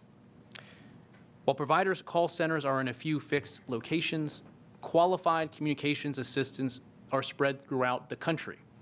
By allowing more qualified people to enter these jobs, we can greatly expand the pool of prospective workers, foster greater competition among providers, and thus improve the quality of services for consumers. So I want to thank the chairman for bringing forward this item, and I want to thank the Consumer and Governmental Affairs Bureau as well for your hard work on it. It has my support. Thanks. Thank you, Commissioner. Commissioner Rosenworcel. Quick and simple. This has my support. Thank you. Thank you, Commissioner. Commissioner Starks. Thank you, Mr. Chairman. I also support today's item because it advances important responsibilities under Section 225 of the Act to ensure that persons who are deaf, hard of hearing, deafblind, or have speech disabilities can communicate in a manner that is functionally equivalent to persons without such disabilities. Transitioning the pilot program to a permanent option to allow communication assistants to work from their homes reflects the kind of innovation that we will need to embrace a flexible workforce for the future. This means that more highly skilled interpreters who don't live near a call center or for any reason that cannot commute to one will be available to relay video conversations in a manner that for many best achieves our goal of functional equivalence. I am pleased that the item retains safeguards that were required for the pilot program. These measures will help ensure that CAs are well-trained, well-qualified, and ensure that VRS providers can maintain adequate oversight and supervision of those CAs working remotely. The technical and environmental safeguards we retained will ensure that home workstations are secure and adequately equipped to provide call center equivalent functionality and technical capabilities, including the ability to seamlessly handle 911 emergency calls. I did raise a concern with my colleagues and do share Commissioner O'Reilly's concerns about the missed opportunity to engage in a meaningful economic analysis regarding the costs of at-home call handling as compared to call centers. To be sure, the item points to benefits such as increased customer loyalty, improved productivity, and reduced stress for CAs who work at home, but then it concludes without specific analysis that these benefits outweigh the associated costs of at-home call handling. When we raise cost-benefit analysis without showing your work, that's not a sound practice. I do thank the Disability Rights Office and the colleagues in CGB for their work on the item. Thank you, Commissioner. A video relay service provides an essential means of communication between individuals with hearing or speech disabilities who use American Sign Language and voice telephone users. And an important part of promoting the service's success is ensuring that there is an adequate pool of communications assistants, or CAs, qualified sign language interpreters who can interpret and relay a conversation between the signing and speaking parties. Now, to expand the number of qualified individuals willing and able to work at CAs, the FCC back in 2017 authorized a pilot program to allow some CAs to work at home. Our hope was that CAs working from home would provide similar service quality to those working at call centers, and that the safeguards we put in place for this pilot program would protect call confidentiality and prevent waste, fraud, and abuse. I'm pleased to say that the pilot program has been a success, and so we are making the at-home program permanent. This report and order will allow CAs to telework from their homes and reliably serve VRS users. And by providing CAs with more flexibility with respect to their work site, we'll encourage more qualified sign language interpreters to help provide VRS, and thus help provide better service to those with hearing or speech disabilities. For their careful and committed work on this matter, I'd like to thank, from the Consumer and Governmental Affairs Bureau, Bob Aldrich, Diane Burstein, Elliot Greenwald, Deborah Patkin, Michael Scott, and Patrick Weber. From the Enforcement Bureau, Sharon Lee. From the Office of Economics and Analytics, Susan Lee and Ginny And from the Office of General Counsel, Terry Kavanaugh, Richard Mallon, and Bill Richardson. great work by all of you. With that, we'll proceed to a vote. Commissioner O'Reilly? Aye. Commissioner Carr? Approve. Commissioner Rosenworcel? Approve. Commissioner Starks? Approve. The chair votes to approve as well. The item is adopted. Editorial privilege is granted as requested. Madam Secretary, to item number 4 we go. Mr. Chairman and Commissioners, the fourth item is entitled Electronic Delivery of Notices to Broadcast Television Stations, Modernization of Media Regulation Initiative. The item will be presented by the Media Bureau, and Michelle Carey, Chief of the Bureau, will give the introduction. All right. Ms. Carey, whenever you and your team are ready, the floor is yours. Good morning, Mr. Chairman and Commissioners. The Media Bureau presents a media modernization item that updates the Commission's notification rules for cable and satellite television providers to reflect the digital age. Joining me at the table are Brendan Holland and Chris Clark from the Industry Analysis Division, and Chris will present the item. Mr. Chairman and Commissioners, we are pleased to present this report and order that streamlines the Commission's notification rules for cable operators and satellite TV providers. Currently, the Commission's rules direct these providers to give written notice to local broadcast television stations before taking certain actions. For example, cable operators must provide notice before they commence service in a market or delete or reposition a broadcast station, and satellite providers must give notice prior to retransmitting certain stations or launching new services into a market. Under the existing rules, these notices must be provided to television stations by paper delivery, such as mail, certified mail, or hand delivery. Consistent with the approach that the Commission recently adopted for broadcasters' carriage election notices, this report and order would require that written notices from cable operators to broadcast television stations be delivered electronically via email. The order would require the same for the notices that satellite television providers are required to provide to television stations. Specifically, after July 31st, 2020, notices to full power and Class A television stations would be emailed to the designated carriage issues email address that stations post in the online public file. Notices to low power television stations would be delivered to the email address listed for the licensee in LMS, the Licensing and Management System. Similarly, notices to qualified non-commercial educational translator stations would be emailed to the inbox listed for the licensee in LMS, or alternatively to the carriage issues inbox listed in the primary station's public file, if the translator station does not have its own email address listed in LMS. These modernized rules will benefit all parties in the notification process by reducing costs and enabling quicker, more effective delivery of notices. In addition, the new rules will require that will reduce the environmental waste associated with paper notices.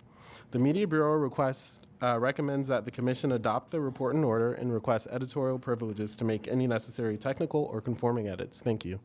Thank you, Mr. Clark, for the presentation. We'll now turn to comments from the bench, beginning with Commissioner O'Reilly. Thank you, Mr. Chairman. As I stated last summer when we considered the proposal that preceded today's report and order, this item reflects simple common sense. I also appreciate the continued efforts by different stakeholders to work together to drag our regulations into at least the mid to late 1990s when email really hit its stride. I mean, commercial notifications via email, how revolutionary. The collective interests of all regulated media entities are best served by finding ways to level the playing field for the whole industry, which is otherwise being overrun by large high-tech companies that exist in a light touch or unregulated zone. On the specifics of today's order, I applaud the staff for designating workable rules to enable the delivery of email notices and for providing a clear process moving forward. While not all of our media modernization orders have been monumental in effect, each moves the needle in the right direction, and I'm eager for them to continue each month of this year, and I thank the Chair. Thank you, Commissioner. Commissioner Carr. Thanks. 2019 saw a 2.6% decline in the total volume of mail delivered by the U.S. Postal Service. That's 3.8 billion fewer pieces of mail. Now, I'm not sure what percentage of that decline can be attributed to our previous media modernization efforts, but our prior work, I'm sure, encouraging email notifications likely helped.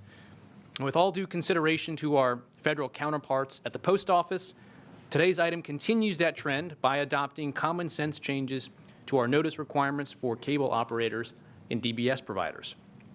Providing for email delivery of these notices will reduce burdens on everyone involved and reflect the way that companies do business in the 21st century. So I want to thank the Media Bureau for its work on this, for closing out another successful media modernization initiative. It has my support. Thank you, Commissioner. Commissioner Rosenworcel. More than 2 years ago, the FCC began a series of proceedings to modernize our media policies. Since that time, this agency has issued more than 30 rulemakings and orders to update our practices governing everything from paper copies, where they're kept, to posting notices at stations. Today, we continue this streak with the decision to allow cable and satellite providers to send certain information electronically to broadcasters. This is a thoughtful update. It has my support. However, in each of these efforts to modernize media at the agency, we make choices, and choices have consequences. And I think history will reflect that not all of our choices have been good ones. One of the very first media modernization projects taken up by this FCC was the elimination of the main studio rule. This rule required that stations maintain a physical presence in the community they serve. It is a long history in broadcasting, but under the guise of saving radio, this agency, over my objection, gutted the main studio rule. My colleague said this would save costs and keep stations on air. Here's what it really did. 2 weeks ago, the largest radio company laid off hundreds of on-air hosts in small and medium-sized markets all across the country. That's because they had the green light from this agency to cut employees, shutter operations, and pipe in content from far away, but somehow still claim that those stations remain local. Again, we have choices to make when it comes to media modernization, and sometimes it's the choices we fail to make. Because while we've been cutting paperwork and rolling back rules, we have been ignoring the modernization that most needs our attention right now. For decades, the FCC has required that broadcasters, cable systems, and direct broadcast satellite providers keep public inspection files that include information about station operations. This online system also includes a political file so that every station logs information about who paid for political advertisements, when they ran, and what issues of national importance they discuss. So now, in an election year, if you want to find out who is spending money on political advertisements on your radio or television, you would think that the modern thing to do would be to search those public files at the FCC. But you'd be wrong. They are not machine readable. They cannot be processed by a computer. So here we are in the digital age, and our files are stuck in an analog era format. The failure to make these files machine readable and improve transparency in an election year is also a choice, and I believe it's the wrong one. Commissioner Starks. Thank you, Mr. Chairman. No statement from me. I support the item. Thank you for the hard work to the Bureau. Thank you, Mr. Clark. Thank you, Commissioner. I'll have a longer statement for the record, but suffice it to say, we proposed something. Literally everyone in the record supported it. It is common sense, and it has my approval as well. My gratitude to the terrific staff of the Media Bureau and the Office of General Counsel for bringing this aspect of the Modernization of Media Regulation Initiative to a successful close. With that, we'll proceed to a vote. Commissioner O'Reilly. Aye. Commissioner Carr. Approve. Commissioner Rosenworcel. Approve. Commissioner Starks. Approve. And the chair votes to approve as well. The item is adopted with editorial privileges granted as requested. Madam Secretary, to the last item on today's agenda. Mr. Chairman and Commissioners, last on your agenda, item 5, is an enforcement action for your consideration. The item will be presented by the Enforcement Bureau. Rosemary Harold, Chief of the Bureau, will give the introduction. All right, Ms. Harold, whenever you and the EB team are ready. We are getting there, sir. Oh, actually, yes. You get to have. Muscle memory, yes. Yeah. Thank you, Madam Secretary, and Commissioner O'Reilly for the reminder. Because this is an enforcement-related matter, we are going to switch the order up just slightly, as the Commission has done in past cases that involve the presentation of a notice of apparent liability for forfeiture, or an NAL, at an open meeting. As with all open meeting items, the Bureau circulated this item to every commissioner 3 weeks ago. But there's, of course, a longstanding practice at the agency that we do not publicly disclose the target of an investigation unless and until the commission decides to take enforcement action. For this item, this means that the agency formally votes on the item, then here's a brief presentation from the Bureau, then proceeds to any statements that the commissioners may have. This process ensures that the target will not be publicly disclosed until after the FCC has voted to formally take action. We are following that precedent here, so now we will proceed directly to a vote on the item. Commissioner O'Reilly? Aye. Commissioner Carr? Approve. Commissioner Rosenworcel? Dissent. Commissioner Starks? Approve. And the chair votes to approve as well. With editorial privileges granted, as I anticipate may be requested at the conclusion of this presentation. Ms. Harold, please proceed with introducing the enforcement action on today's agenda. Good afternoon, Mr. Chairman and Commissioners. Thank you for your consideration and for your votes on today's item, a notice of apparent liability for forfeiture addressing apparent violations of the Truth in Caller ID Act. With me at the table are Christy Thompson, Chief of the Telecommunications Consumers Division, and Daniel Stepanovich, Attorney Advisor.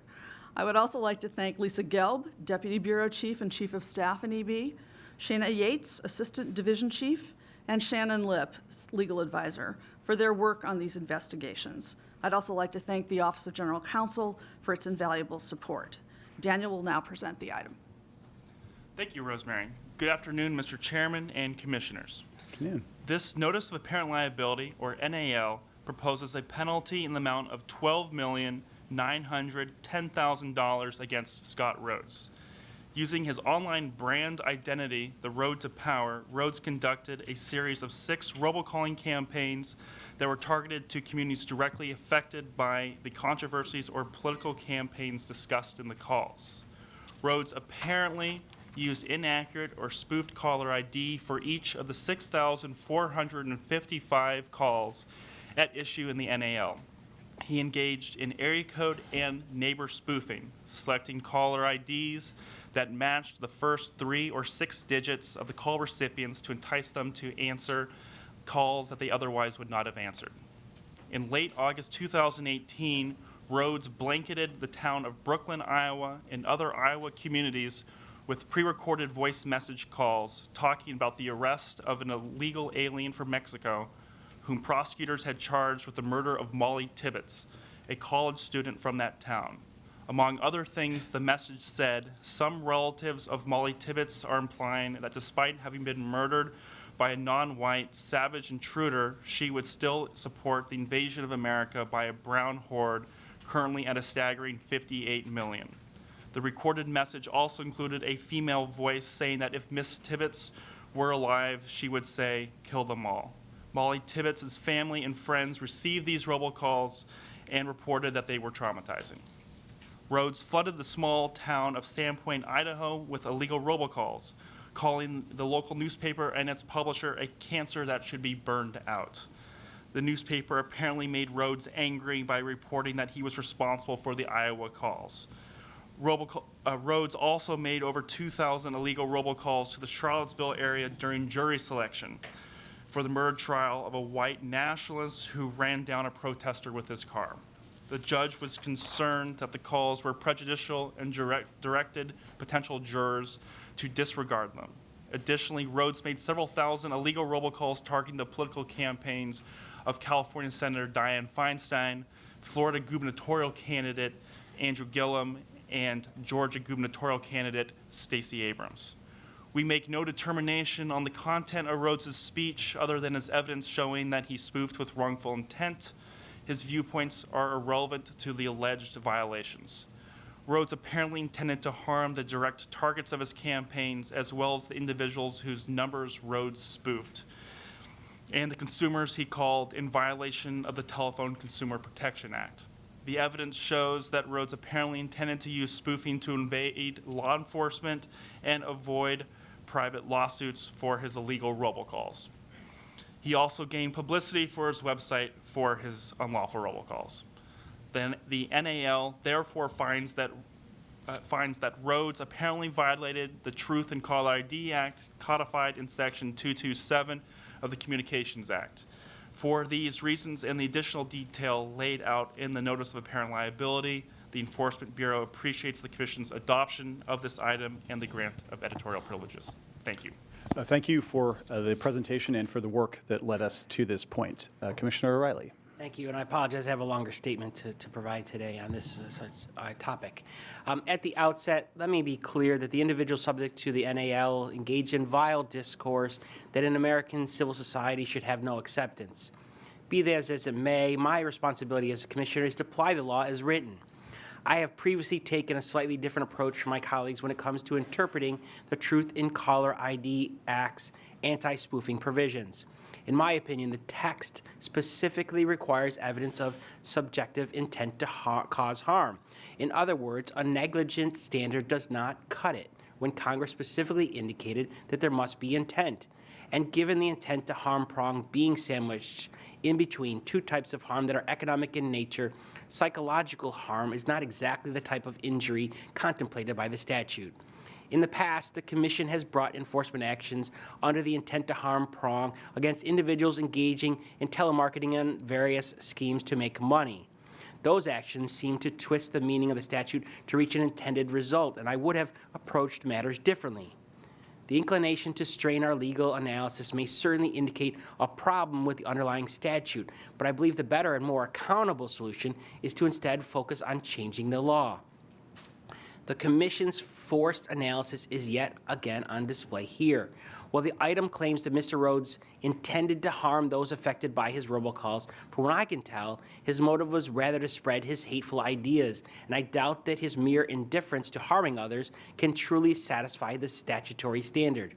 In one eyebrow-raising example, the draft claims that since spoofing is known to harm the party assigned to the spoofed number, Rhodes intended to harm those whose numbers he spoofed. Applying that theory to its logical conclusion, every spoofed call would show an intent to harm, and every spoofed call would therefore violate the statute. That line of argument doesn't seem to make much sense, as it would render the intent to harm qualifier in the statute completely meaningless.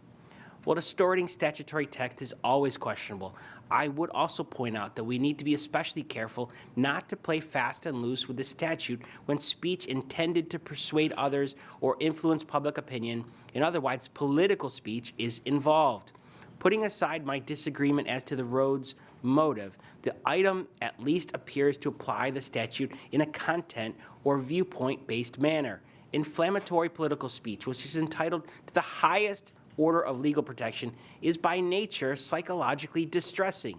If we're going to prohibit all spoofing that is likely to cause others emotional harm, by logical extension, all vitriolic political speech involving spoofing would be prohibited. Since that cannot possibly be the law, the draft seems to imply that Rhodes is being targeted based on the evil content of his ideas, something that we are constitutionally prohibited from doing under the First Amendment. And we imply as such at our peril, since at some point the individual or another accused party likely will find smart representation, probably on a pro bono basis, to litigate out some of our questionable decisions, and we may in turn find our authority curtailed. To counter the impression that the item is not content neutral, we also likely could have done without some of the item's more sensationalist factual sections, as well as the reference to the falsity of the information Mr. Rhodes was peddling, which I consider irrelevant to the item's legal analysis. In the end, while I'm not 100% on board with all the conclusions drawn, I do thank the chairman for agreeing to remove certain language that might be construed as content-based. Those changes were very much appreciated and gave me more comfort to approve our action at this stage of the process. In supporting this NAL, I also humbly recognize my role in this rather unique structure is to serve as judge and not as prosecutor. I will therefore allow the enforcement process to unfold and look forward to revisiting the question of Mr. Rhodes' liability at some future point once he's been given the full opportunity to make his case, should a forfeiture action be forthcoming. And I thank the chair. Thank you, Commissioner. Commissioner Carr. Thank you. Thank you, Rosemary, Christy, Daniel, for your hard work on this item, as well as the entire team. Appreciate it. Thanks. Commissioner Rosenworcel. So we're all sick of robocalls, but if you're like me, you especially despise those calls that roll in with a number that's designed to look familiar to you, so you pick up the call. These spoofed calls are fraud. We should throw the book at the scam artists behind them. We should fine them to the hills. We can't be shy about taking strong action to stop this nuisance. Yet the fine in this enforcement action is nowhere near as high as it should be, given that the individual behind this mass of robocalls was responsible for no less than 6 separate spoofing campaigns. In fact, it falls far short of the maximum fine this agency could have levied. There has been an exponential increase in these nuisance calls. Everyone with a phone knows that. It's time for this agency to respond in kind by stepping up our fines. There is nothing in the law that stops us from doing so. In fact, the report accompanying the just-passed Bipartisan Trace Act suggests that Congress would like us to combat robocalls, and to do so, stronger penalties are needed. Given the repeated nature of the calls in this case, the FCC should have sent the strongest possible signal to get robocallers to stop, send scammers away, and provide consumers with some peace. I dissent. Thank you, Commissioner. Commissioner Starks. Thank you, Mr. Chairman. This is yet another case of illegal robocalling with egregious facts, this time including commentary full of racial animosity, anti-Semitic overtones aimed at disrupting our democratic process. The harm inflicted upon those who are targeted in these calls and those who receive the calls is likely far beyond what we can even measure here today, and so the large penalty in this case, I think, is justified. I thank the Enforcement Bureau for their hard work in chasing down every lead to uncover the full extent of these harmful messages from multiple robocalling campaigns, and I do support this item. I'm further encouraged that now, with last month's enactment of the Polluthone Trace Act, we have more tools at our disposal than ever to combat the ever-growing problem of unwanted robocalls. And with a longer statute of limitations and elimination of the need to warn unlawful robocallers before proposing a penalty, we can be more effective enforcers of the Truth in Caller ID Act and our implementing regulations. Thank you. Thank you, Commissioner. I will have a longer statement for the record, but for now, suffice it to say that as detailed in the presentation by Mr. Stepanisic, Scott Rhodes apparently committed widespread violations of the Truth in Caller ID Act over a number of months and across a number of jurisdictions. And today, a bipartisan majority of the FCC, including the only former staffer in the Enforcement Bureau, votes to begin to hold Rhodes accountable for his apparent violations of the law. Our notice of apparent liability clearly will not undo the harm caused by these spoofed robocalls, particularly to the grieving family of Molly Tibbetts and the community of Brooklyn, Iowa, where she lived. But it once again makes clear this commission's determination to go after those who are unlawfully bombarding the American people with spoofed robocalls. And speaking of determination, I want to thank Chairman Wicker and Thune, Chairman Pallone and Doyle, Ranking Members Walden and Latta, Senator Markey, and the President for enacting the Telephone Robocall Abuse Criminal Enforcement and Deterrence, or TRACED Act. The additional tools provided by the TRACED Act will help us continue our fight against illegal robocalls and to provide relief to the American people. In particular, I want to thank the staff of the Enforcement Bureau, arrayed before us, as well as the Office of General Counsel, for their vigilance in once again bringing in another apparently illegal robocaller to face justice. The Commission, having voted already, our work on that item is done. Would any of my colleagues like to make any announcements? Commissioner Starks. Yeah.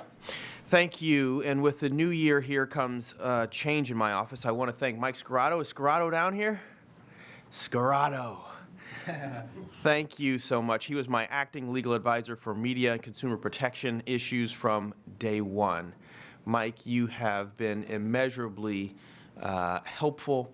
You have been a powerful advocate, and I cannot tell you how much it means that you were there with me from day one, helping me, guiding me, and giving me great insight.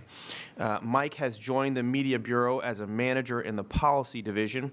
I congratulate him on his new role. Thank you for your service, Mike. Similarly, my legal fellow Taylor Lamb is leaving us this week to join the private sector. Thank you for your hard work, Taylor. I'd like to introduce my permanent legal advisor for media and consumer protection. That's Diane Holland. Diane was most recently with the Washington Bureau of National Urban League, where she served as senior advisor on technology and telecom issues. Before that, she was vice president of law and policy at U.S. Telecom, the Broadband Association. but Diane is truly best known to most people in the telecom bar as a long-time FCC employee working in various managerial roles in the Wireline Bureau, Office of General Counsel for over 18 years. We're happy to welcome her home. Thank you for joining my office, Diane. I am already experiencing and benefiting from her knowledge and experience. Briefly, with the new semester, I have a couple interns. We have Tyra Carroll, a 3L at Florida 11 College of Law, Samuel Hanks, a 2L at Georgetown, Ryan Whittington, a 3L at Georgetown, and Svantje Swider, who is a 2L at Catholic. Thank you all for your help. Thanks. I'd also like to welcome two spring interns in my office, and we'll start with Thomas Garrity, who we call TJ. TJ, are you around? Please stand up. That is part of the welcoming ceremony here. TJ is a 3L at my alma mater, the Catholic University Columbus School of Law. TJ interned previously at the Department of Justice, as well as for a federal magistrate judge in his home state of New Jersey. After that, he worked as a summer associate at Morgan Lewis here in D.C., and he's also an executive editor for the Catholic University Law Review. In what free time he has, TJ enjoys building and customizing high-performance gaming PCs and tinkering on his motorcycle, a Triumph Street Triple. Not quite as impressive as the baby blue Vespa that I drive around town to do my chores, but I'm told it'll get the job done. So welcome aboard to TJ.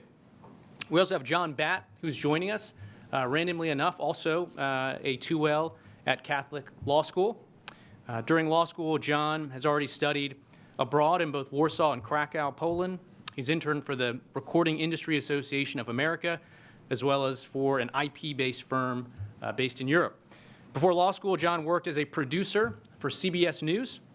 For their live hits, John learned how to operate satellite trucks, mobile wireless connections, and establish new fiber connections so Americans could see that broadcast.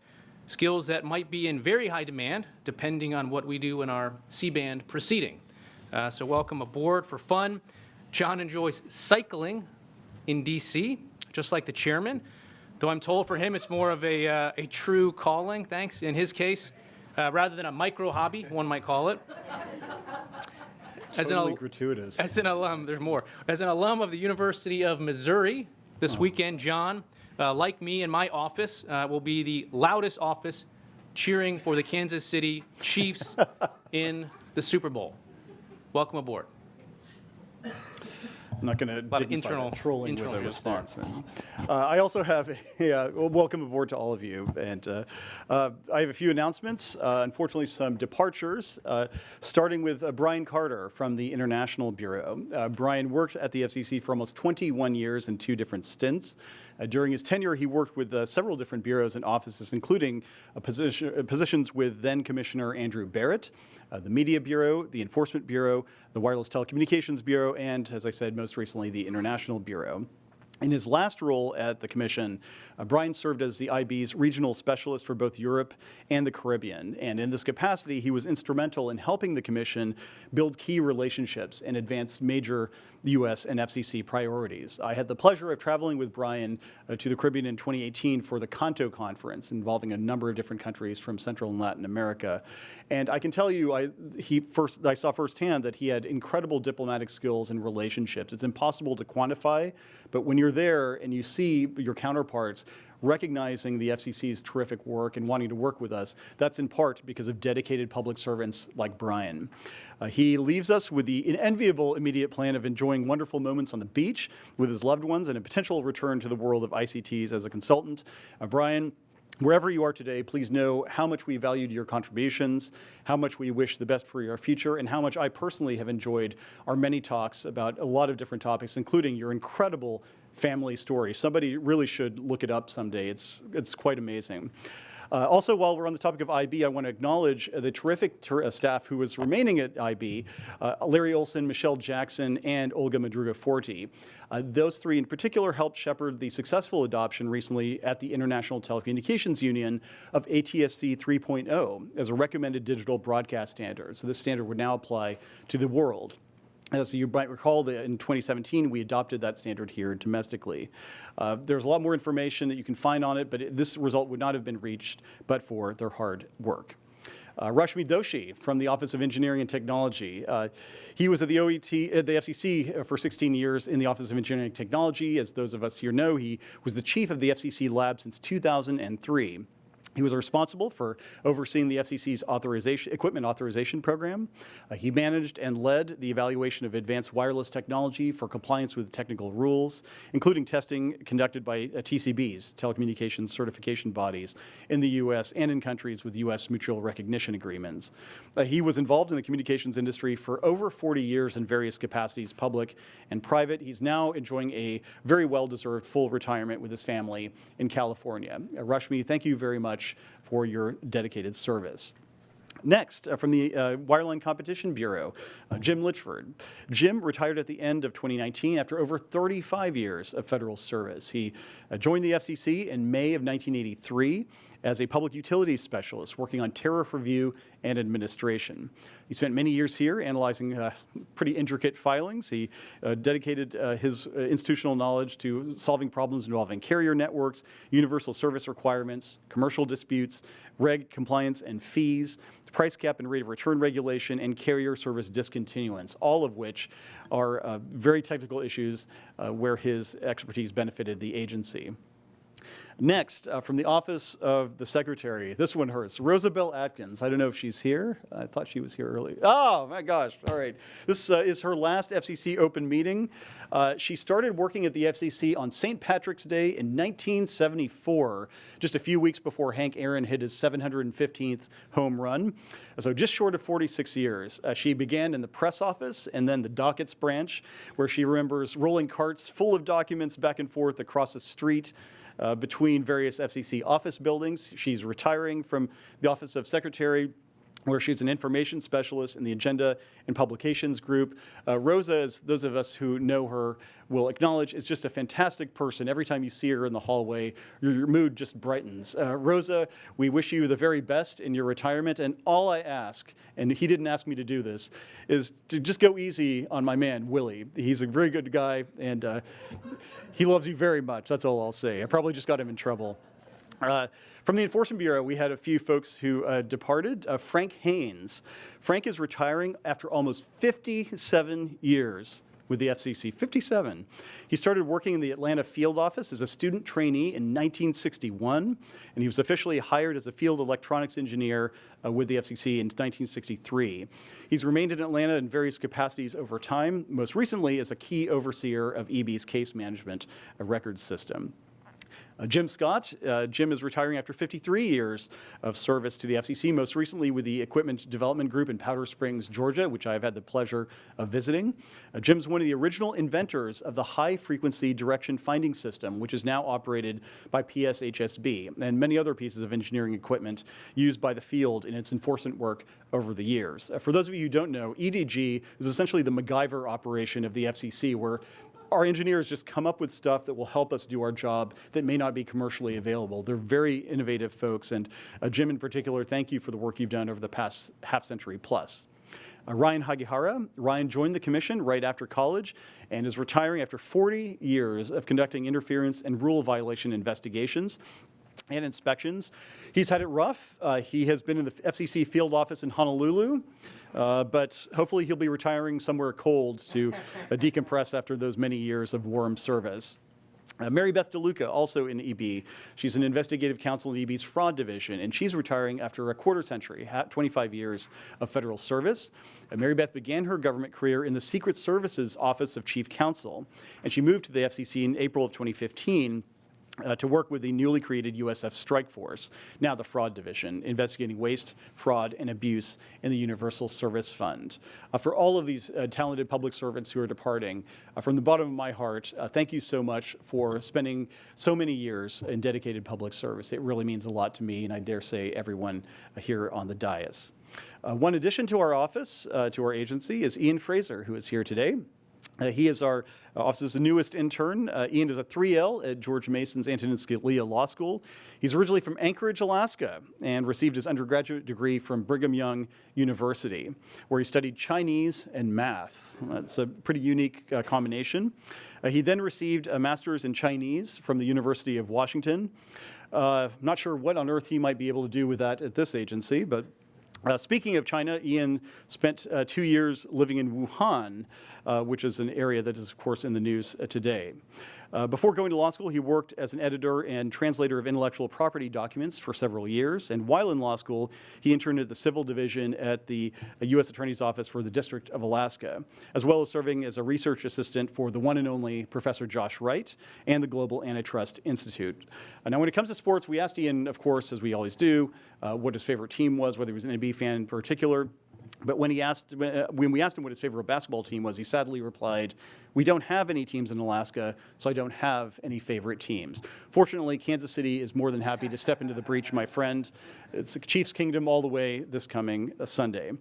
With that, unless there are any further announcements, Madam Secretary, would you please announce the date of the next FCC open meeting? The next agenda meeting of the Federal Communications Commission is Friday, February 28th, 2020. With that, we're adjourned.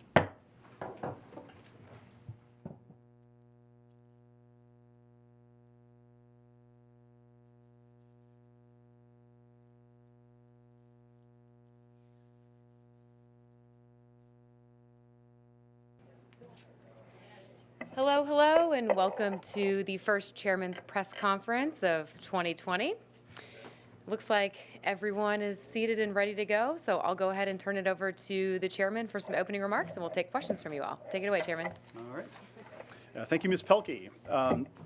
In approximately 78 hours, the Kansas City Chiefs will play in their first Super Bowl in 50 years, since Len Dawson was spotted smoking a cigarette and drinking Fresca on a folding chair during halftime. At this point, this has been literally a once-in-a-lifetime experience for me. As a long-suffering Chiefs fan, I can't count on it happening again, so I'm savoring the moment, as I know Tina, a fellow Chiefs fan, is as well. But in all candor, I know this is an appropriate moment for me to dedicate my remarks in this press availability to all things Chiefs and Patrick Mahomes. I know my colleague, Commissioner Starks, would agree. You can ask me any questions you want about that, but I would prefer to say a few more words about today's headline item, our Rural Digital Opportunity Fund, which is a pretty big deal, even bigger than the Super Bowl. Today's vote to establish the Rural Digital Opportunity Fund is the biggest step the FCC has ever taken to close the digital divide. This new fund will provide up to $20.4 billion over the next decade to support the deployment of high-speed broadband networks in those parts of rural America that have been bypassed by the digital revolution. To maximize the impact of these investments, we will use a multi-round descending clock reverse auction. To make sure millions of rural Americans don't have to wait any longer than necessary for service, we will move forward immediately with an initial phase of funding to bring broadband to census blocks where we know there is no service available. To make sure rural Americans don't have to settle for second-rate service, we will more than double the minimum speed required of bidders in the Connect America Fund Phase 2 auction, in addition to favoring bids that promise faster services. And to harness the power of competition, the fund is technology neutral. Just last week, I was in rural Michigan, or as Dave Shepardson might call it, God's country, where I visited an electric cooperative that says the new fund could help them string fiber to more unserved areas. On that same trip, I was in rural Ohio. I don't want to know what Dave Shepardson calls that, where I met with a fixed wireless ISP that says the new fund could help them expand their networks in a very hilly, difficult to serve part of the state. The new fund will encourage electric utilities and cable companies and telephone companies and fixed wireless companies and others to supply high-speed, high-quality broadband to Americans who, for too long, have been on the wrong side of the digital divide. And this Rural Digital Opportunity Fund has the potential to transform the lives of millions of our fellow citizens in rural America and to revitalize parts of our country that are currently being left out of our digital economy. And so today's vote will make a big difference in helping them, helping rural America, helping the country overall become more prosperous and more successful. With that, I would open up the floor to any questions you have. Law. The courts have given conflicting rulings on what constitutes an autodialer under the TCPA. Should the FCC take action to define what an autodialer is? The Commission is currently considering the way forward following the decision from the D.C. Circuit, and I don't have any update to provide at this time. Yes, Monty Taylor, ComDaily. I'm told that the FCC would have to be talking with DOJ about whether they're going to appeal to the Supreme Court, the Third Circuit decision. So can you confirm that you've made a decision on whether you guys are going to do that or not? Since the deadline is February 19th, I'd figure you'd already be talking to them if you're gonna. It will not surprise you to know that I can't discuss what conversations we might have had with our Office of General Counsel or what discussions our Office of General Counsel might or might not have had with their counterparts at the Department of Justice. But we are currently still studying the issue. Hi, Chairman. Kelsey Griffiths with Law 360. I was wondering if you could tell us anything else about the ongoing Lifeline investigation. I saw the Office of Inspector General put out an advisory a couple days ago saying that these non-use rule abuses might be more widespread than expected originally. Is there anything else you can share with us on that and which companies may or may not be implicated? Unfortunately, because it does relate to an enforcement-related issue, I can't comment on it, but I do want to thank the Independent Office of Inspector General for issuing that report and for the work they've done on this issue.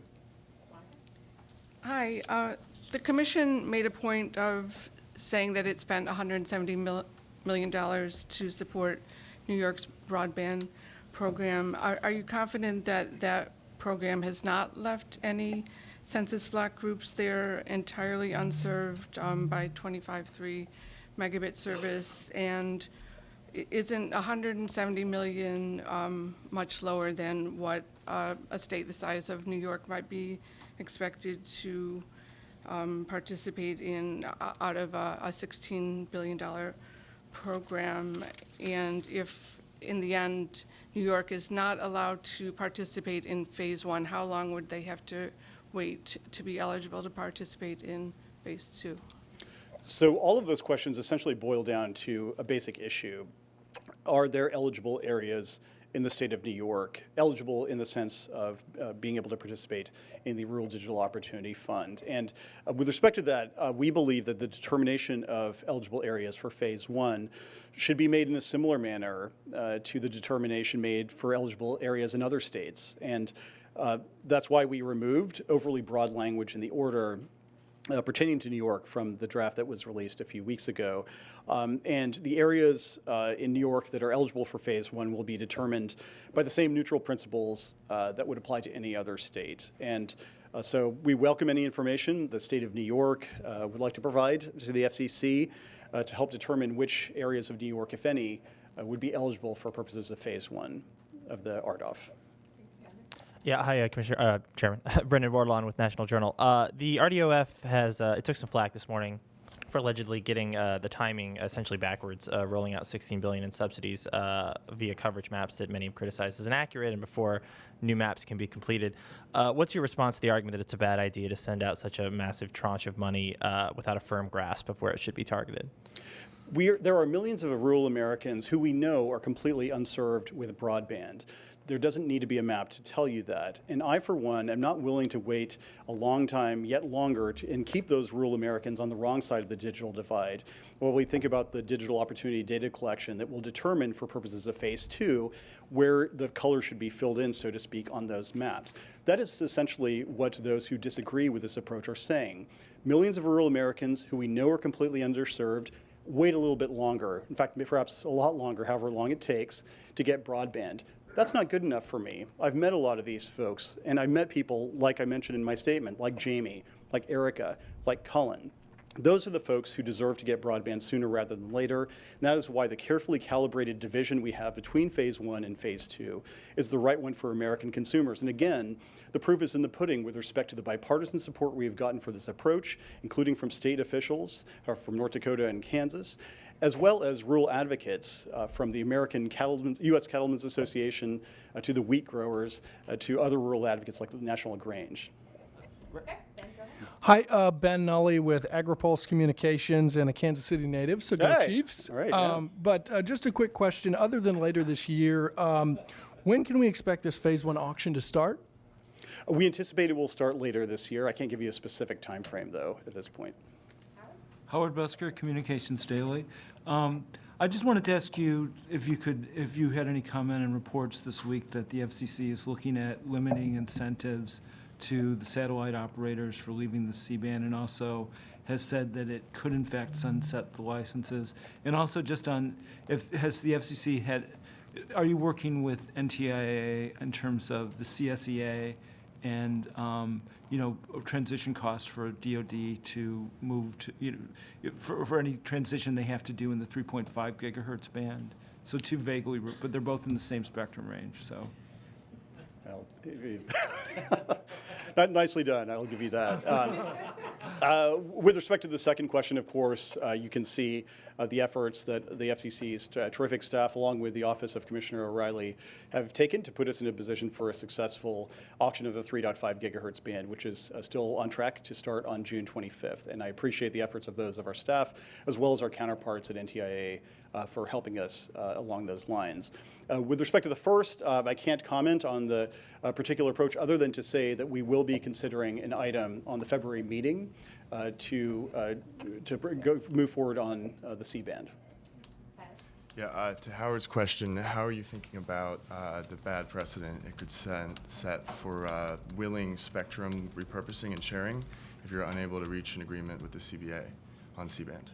You'll be able to see this when we release, when we circulate the item next week and when we publicly release it a week from tomorrow. Hi, Jonathan Mankin, Communications Daily. I always have the state telecommunications questions. There's a resolution coming up at the NARUC meeting asking about 5G. Wondering if you have any reaction to it, or any reaction to, any outlook on when we can see the details on the 5G fund and, better mapping for that. That's part of the resolution. Thanks. I haven't seen the resolution, so I can't really comment on it. I'm not sure what exactly it says. But as I mentioned when we announced the 5G fund, our goal here is to provide up to $9 billion to make sure that parts of rural America where there may not be a business case for deploying next-generation wireless services are able to benefit from that new technology, including $1 billion that would support precision agriculture applications. I'm really proud of the effort and of the support that it's gotten from around the country and among elected officials here in Washington. I don't have a time frame to put on it yet. We've obviously been busy at work with the Rural Digital Opportunity Fund, but I know the staff is hard at work putting those details together. Hi, Mr. Chairman. Todd Shields with Bloomberg News. There are reports that your C-band plan would offer single-digit billions to the satellite providers in total. That's the total they might get. Can you comment on those reports? I absolutely can comment on them, which is to say that you'll be able to see next week the item that we make public, and we will be moving forward with that item at the February meeting. Hi there, Chairman Keith Egan with S&P Global. Probably similar to some of the other answers. My question is there anything that you can tell us around the timing for C-band auction at this point? Nothing has changed from my previous statements on that front. Yes, exactly. We're still targeting commencement of the auction this year. Any other questions? Go ahead. Yeah. Hi, I'm Adrienne Patton with Broadband Breakfast Media. You mentioned that there were changes to the letter of credit requirement, and I was just wondering when those changes were made and if you could go a little bit more in depth regarding that. Sure, I would defer to the staff on the particular details of it. I will say, though, that I give Commissioner Carr tremendous credit for highlighting some of the concerns that have been raised in proposing a solution that helped us. In particular, as I mentioned in my statement, being able to reduce the cost of that letter of credit by up to 80% is something that will thread the needle, so to speak, on one hand, reducing the upfront burden on some of the would-be competitors in the auction, while at the same time ensuring that these scarce taxpayer funds are going to be protected. And so I appreciate the efforts of him and his staff to help us reach that accommodation. All right, thank you all. And thanks, everybody. Go Chiefs, man. That's awesome. Kansas or Missouri? Missouri side. Well, close enough. We're Kansas, though.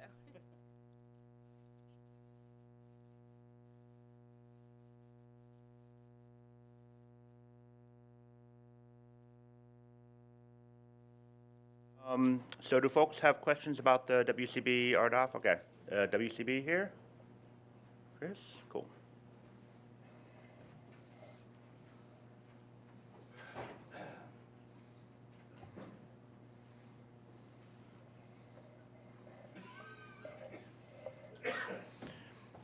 If anyone has any questions over on this side too, if they can move to the table since we've kind of cleared up some space. Chris, hey, Monica, you have a question? I have a few questions, if that's okay. Were there any changes at all to the performance standards in any of the tiers? No, I don't think so. And the clearing round is as is in the last draft. And can you talk in a little bit more detail about what RDOF participants would have to do to reduce their letter of credit requirements? I think that the chairman actually very adequately described what we're trying to do here. Obviously at somewhat of a high level, the mechanics of the letter of credit requirements and how those will play out over time are detailed. So I would defer to the item itself, which will, we hope to have out within the next few days. Is that something that you'll be voting, the commission will vote on in February? Is that, or is that not? No, the commission has adopted the order at this point. So Okay, those details are set forth in the item that will be released within the next few days. In the larger order? Yes, Okay. yes. Thank you. Sure. And in the last draft, they spoke that if you had different letter of credit requirements for different types of participation, that it would add a huge administrative burden to USAC. Have those questions been addressed within? We have made changes to the letter of credit requirements, as you heard from the commissioners and the chairman, in response to concerns that were raised in ex partes and meetings with the commission. As I said, I would defer on, walking you through the mechanics, but essentially, as the chairman explained, what we're trying to do is reduce the financial burden on participants while still protecting the fund. Okay. And can you talk a little bit about how much work you as a bureau have left to do on RDOF? Like, what are some of the other things? So the RDOF will follow really the standard auction procedures. So the next step, and in general, the next step will be the comment PN, public notice, followed by the auction procedures public notice. Those are the next steps. And there will be other things that we do along the way, but those are the next major items. That do you have a sense of timing on that? As the chairman said, we're looking to hold this auction in 2020. And so we will move quickly through the next steps. Okay. And what else do you have on your calendar apart from RDOF? We have many things on our calendar. And We'll only take questions on the RDOF item. Yeah. Thanks. Any other questions on this item? One last, are any companies that are actively or currently in bankruptcy, are they eligible or ineligible from participating? I think the draft order speaks to that, Yeah. and there was no change to that particular Okay, statement. thank you. Thank you. Do folks have questions for the Wireless Bureau? Okay, Wireless Bureau here?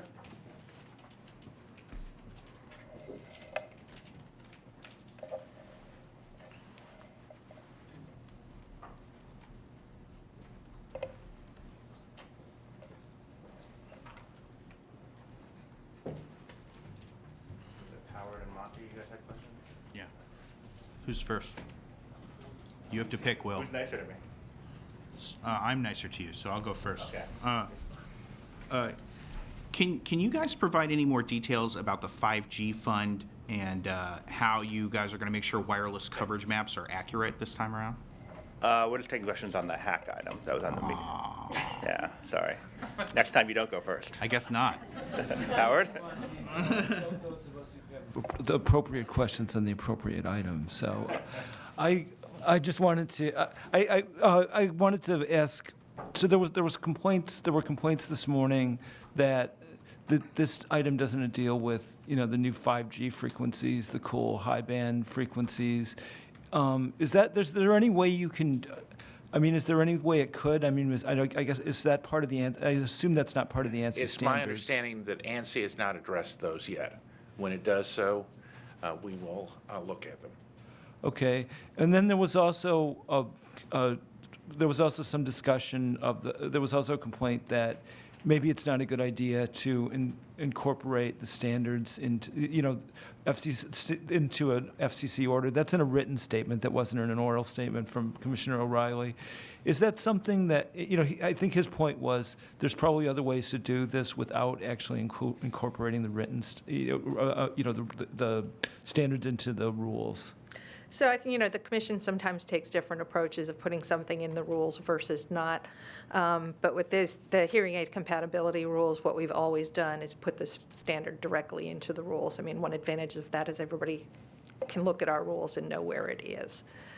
So we're really just taking the same approach we've done all along with the hearing aid compatibility rules. Thank you. Any other questions on this item? Cool. Thanks, Jess. Any questions for CGB on the VRS item? Going once? Monty, is this about the VRS? It is about the VRS item. Okay. I've learned my lesson.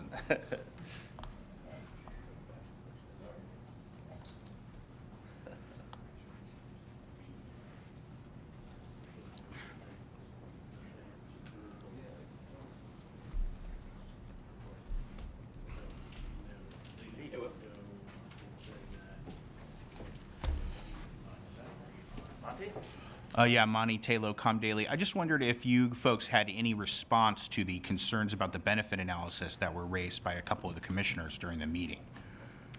Yeah, so first of all, I think it's important to remember this is a voluntary program. So traditional cost-benefit analysis, there's a rule put in place, it's a requirement, and you do the costs and benefits of that rule. This is a voluntary rule. With that said, there is a cost-benefit analysis in the item. Secondly, we had a pilot program over the course of the last 2 years, and that pilot program showed no net increase in costs of those providers that were voluntarily participating in this program.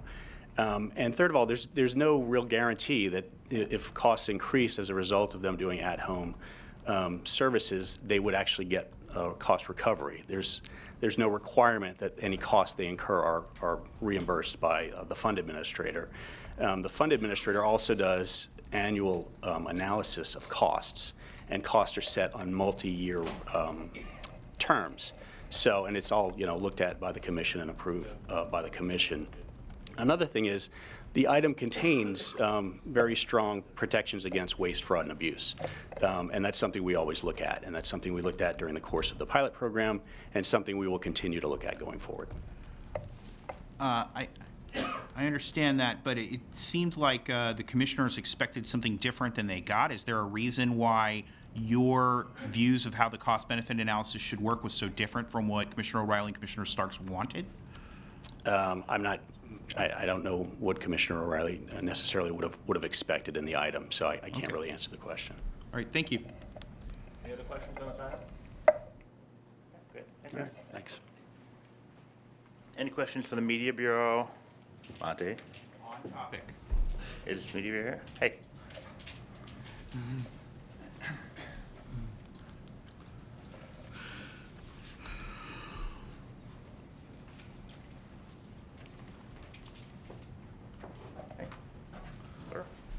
Yeah, Monty Taylor, ComDaily. I just wanted to know if there were any significant changes between the draft version and what the final version will look like. No significant changes. Okay, that's all I need. Thank you. Good job. Thanks. Any questions for EB on the last item? Item? Okay. Sorry.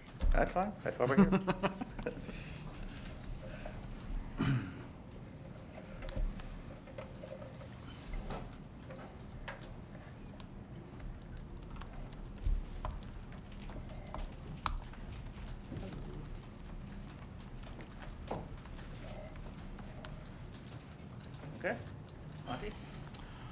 Yeah, Commissioner Rosenworcel was kind of critical of the amount proposed in the NAL. Can you explain why the fine isn't higher, or the proposed fine isn't higher, or why it's the right amount?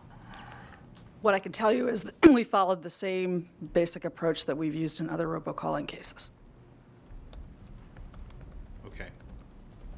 Is there any provision to, she seemed to think that all robocall fines should be very, very high. Is there any provision to allow you to, could you have gone to the maximum fine if you wanted to?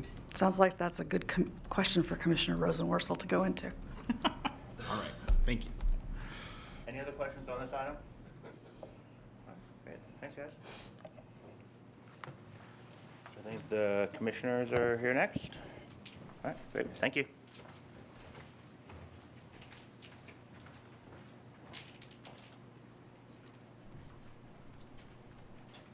Hello, everyone. Fine day. Questions for us? Do you want to start? I do want to start, though, and say, Howard, welcome back to the FCC. It is so good to see you again. We're glad to have you back on board. Yeah. Good to see you. Yeah. Yes, Commissioner O'Reilly, I assume you may have heard what the Bureau said to me when I asked about the VRS cost-benefit analysis. They said they weren't sure what you would have expected that would be different from what they provided. Are you being unclear about what you want? I think if you, my critique, I think, was pretty extensive, but if you look at the item, you'll see circular reasoning that I don't expect that. I also, the chief raised a number of issues in regard to ratepayers, which are not in the item. So I was expecting more fulsome analysis of, he mentioned that there were no costs, the costs hadn't been increased as a reflecting of the pilot program, and that to me is not a reflective of the overall analysis. So I want to know, if we're authorizing a program, what, is it going to be more costly to ratepayers? Is it going to be, those costs have gone up tremendously over the years. And I want to know about those things. And I think we owe it to do a more fulsome examination, not a cursory, hey, they wouldn't be doing it if it wasn't cost efficient. Thank you. Hi, Commissioners. This question is for Commissioner Carr, since Commissioner O'Reilly recently weighed in on this. I was wondering if you could address whether recent turnover at NTIA has affected your mission or the work of your office, or what you see as the FCC's mission. I don't think so at all. I haven't seen any setback in the progress that we're making. I think, as I've said in a few settings, we are seeing really, really remarkable results when it comes to closing the digital divide. As I noted in my statement today, we had more miles of fiber built out last year than at any other year in history, and the divide closed by about 20% last year alone, and the U.S. has now secured a leadership position in 5G. So a lot of significant wins that we've been able to do across government, and I have not seen any hiccup or slowdown over the last 6 months. So basically, you're, I guess, pointing to results in the private sector, although, and I guess you're saying that coordination between government spectrum holders or users is not affecting the FCC's ability to make more spectrum available and increase deployment in the private sector. Is that accurate? So regulations obviously make a difference, and what we do in the government can help accelerate or slow down the private sector builds. If you look at the spectrum that we've been clearing here at the FCC in coordination with our partners on the federal sector, we've opened up more high-band spectrum, more spectrum than at any other point in time in history, more than any other country. We have a number of mid-band proceedings that are underway. We opened up more in 2.5. Commissioner O'Reilly's work on 3.5 is bringing that forward to an auction, including the announcement last week about more devices that are going to be approved through that. There's a recent announcement from NTIA about slightly below 3.5 gigahertz and making some more progress there. We've got the 6 gigahertz proceeding at the Commission and 5.9. So I think if you look across spectrum bands from high to mid, we're full steam ahead, and the progress that we're seeing to free that spectrum up for the private sector is impressive. And I think we're going to keep making progress there. Thank you. Hi. On letter of credit requirements, can you talk a little bit about how you got involved in the change and what the trade-off is and what participants will have to do in order to get the lesser Sure. letter of credit requirements, or does that just, are they reduced for everybody or just for those who deploy at an accelerated pace? Right. So as we looked at the item that circulated, you're trying to balance a number of important priorities. One, you're trying to make sure that the ratepayer dollars are adequately protected, and there's a lot of different ways to do that. And the letter of credit requirement that came out certainly served that purpose of protecting, in my mind, overprotecting the way it came out originally, ratepayer dollars. The consequence of that was it would result in millions and millions of dollars unnecessarily going to pay fees to financial institutions. On top of that, tying up access to capital unnecessarily through those letters of credit would have threatened the participation of a number of providers just because you're raising the costs and consequences of providing, and that will end up shutting out providers. And so what we were able to do was to strike, I think, a better balance that still absolutely protects the purposes of protecting ratepayer dollars while enabling more providers to participate, which will have the knock-on effect, we hope, of getting more places served in broadband to more Americans. In doing that, we were also able to come up with a mechanism to create an incentive for accelerated builds. Build out on a faster schedule than originally proposed, and build out, frankly, I think, faster than any milestones we've put in place before. And I'll let the specifics of the item sort of speak for itself, because there's a number of points at which, depending on how quickly you build out, there are certain letter of credit consequences that flow from that. So I don't want to get into the details of that here, rather than let the item speak on that. That was the high-level policy cuts that we were trying to get at, and I'm really happy with where the item landed on that. And when did these talks, what time during the week or during the day yesterday did these talks end? On specifically the letter? This has been an issue that's been in consideration in this proceeding since the NPRM, and it's one that there's been a number of meetings on starting, at least from outside parties, presumably the first week or so that this item circulated, but that wasn't obviously the first time. These have been discussions that have gone on in the item since then. And the other issue that I focused on in my statement that I liked was that at the NPRM, I put out an idea. I think Commissioner Riley had raised very similar points back then as well, about how do we make sure that we don't necessarily treat every single community with less than 25 megabits per second the same. You could have a community that has 20 today or 15 today, and that does not meet the benchmark, and it certainly doesn't meet where we want to be in the ideal situation. We want to make sure those scarce dollars, there's incentives for people to pick up the communities that still have dial-up or nothing, or 4 megabits per second. And we were able to strike that balance by creating the maximum incentives for providers to pick up and serve those truly unserved areas. And I think Commissioner Riley both have talked a lot about that issue. Can I get one more? Can you talk about any concerns you might have for the transition period as an RDOF winner might be replacing an ETC in another community? Are you worried about service to the consumers there during the transition? I'm comfortable with where the item landed on that. I know there's a transition section discussion, and I'll defer to where the public release of that section comes out for you all to review. Did you have anything that you want to say? No, I'd say we have time to examine that further if necessary, but it does explore all those issues and trying to find a right balance on the transition. Thank you. Hi, gentlemen. C-band, is the FCC on the right track? Should the satellite providers have a limited payout of somewhere under $10 billion, or should they have more? Well, I haven't, I don't know anything more than you've been reporting in terms of the details, so I don't know what the chairman's proposing specifically. I look forward to seeing it, as he indicated at his press conference, in a matter of next week, and I'll get a chance to. I am looking for something that it provides more comfort to the satellite providers, so they were willing to participate. I don't. We'll look not kindly on something that attempts to shove this mechanism down their throats. I will have a problem with that. and I'm expressing that clearly, and I've talked about that multiple times, that these are companies that I worked with for multiple years that were not actually interested originally to participate, and I worked with them to get them to participate, and then I worked extensively to increase the amount of spectrum from 100 to 200 to 280 to go through all of those efforts. And now to say that we're going to take away their licenses and they can sue if they want to, that's not productive, and it's really problematic precedential value. So I'm going to be mindful of that as we go forward. All that if the reports you see are accurate. Well, I'm waiting to see what we see. Yeah, okay. Mr. Carr?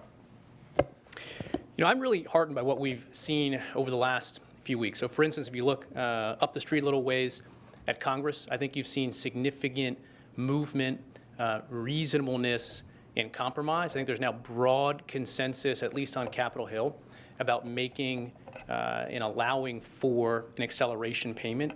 Senator Kennedy's bill that he introduced, for instance, put out, I think it was something in the order of $1 billion as an acceleration payment to recognize the work that we need incumbent providers to do, or that we need to be done in order to accelerate at least the top 180 megahertz of the 280 megahertz spectrum to market in short order.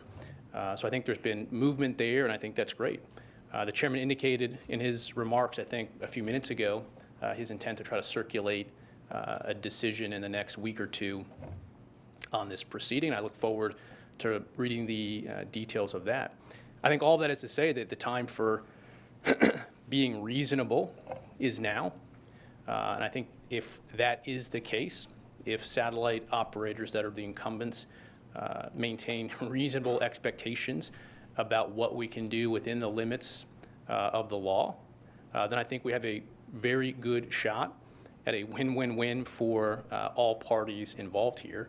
And the key is making sure that expectations are set at a reasonable point. And we'll see exactly where things land with the decision that circulates in the next week or a couple of weeks. But I think there's multiple paths still to getting this done in a way that can work for everybody that has reasonable expectations. Thank you. Okay, and I just wanted to ask a follow-up on the C-band. There were also reports that the FCC is saying that that the operators were told that the FCC could sunset the satellite licenses if, in fact, they don't get more cooperation. Is that concerning to you, Commissioner Riley in particular? Well, I think there's a couple things. One, I have said and testified that the services that the satellite providers are offering today are beneficial to the American people. And the contracts that they have with contractees are important, and they serve a number of regulated entities that we oversee. So I'm mindful of that, and that's been one of my points in terms of how this was going to play out going forward. I think there's a little difference, though. I think, in terms of the reporting, I think there's been lots of conversation and stuff on the record in terms of when you could sunset the licenses as it relates to the accelerated payments.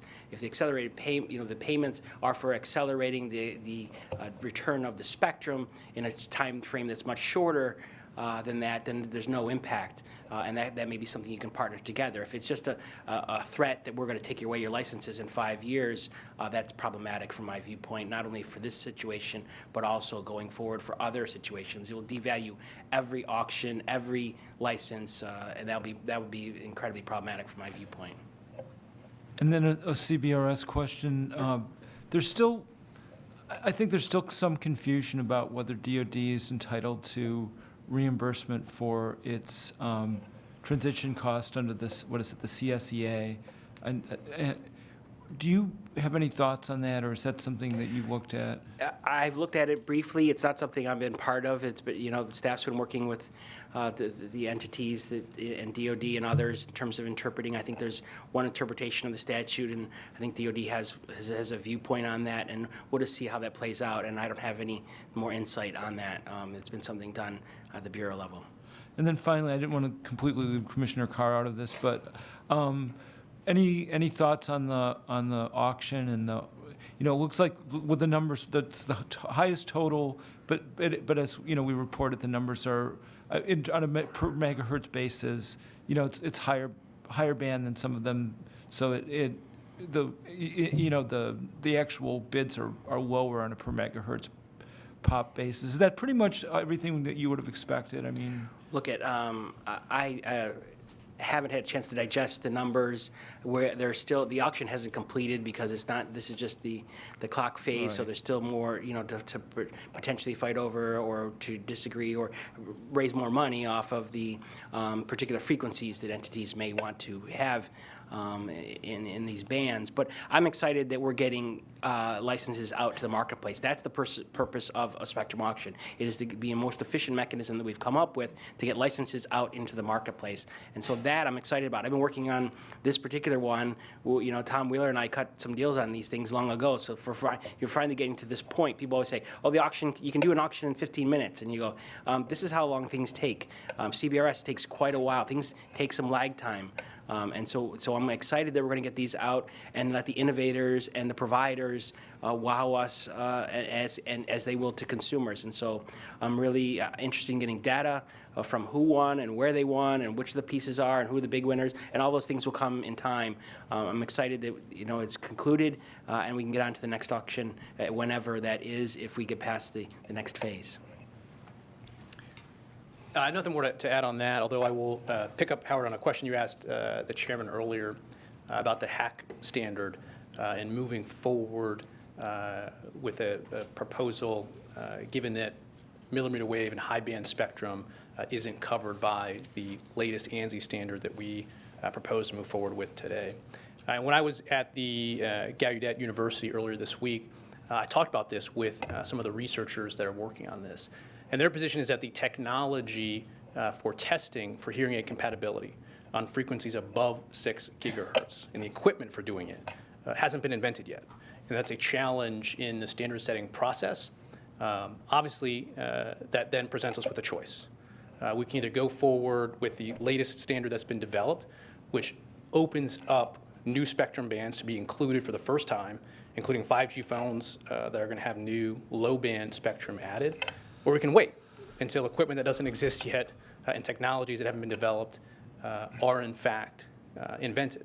And so I think we do the right step here, which is to move forward now so that more phones operating on more frequencies can be covered by our hack rules while technology continues to progress, and we should be right there nipping at the heels of it when those technologies are in fact developed. thank you.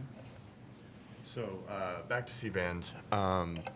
We just heard the chairman reaffirm, order in February and auction in 2020. But a more important date from my point of view is when the satellite companies start clearing.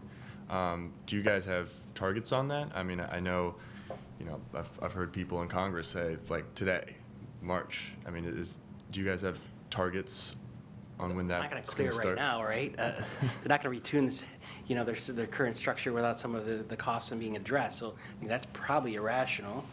But in terms of the timing, I don't know that it's that different than, look, I defer to the chairman. We're going to see those pieces in less than a week, and so I'm looking forward to reading the item that's put forward. But the timings that I've heard about, at least from folks, have been similar to what were talked about at the end of last year when there still was conversation of a private auction. 1 and 3 have been talked about for quite a while. I think I mentioned in Howard's question. So I think that's, we'll just have to see if that plays out that way. So would you guys consider it a major problem if clearing didn't start until, 2021? Well, I'm suggesting that 1 and 3, so 3 years is, potentially outside that window.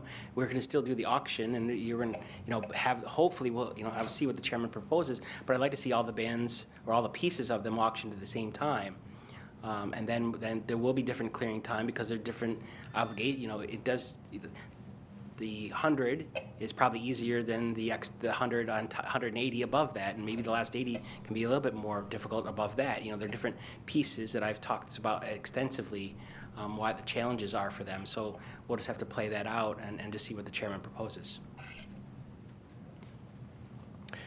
Yeah, my position is similar. We're going to see where the item lands in short order. Obviously, in a vacuum, the sooner the better. It does strike me that there's going to be a divide within the spectrum bands. There's just different issues that come into play when clearing the different bands. So, for instance, the lower 100 may have either all or nearly all reliance potentially on filters or other relatively light lift technologies to clear that, whereas getting that next 180 could be a different type of steps that you need to take to clear that could put that on a different track. So the highest level, that's my view on the breakdown.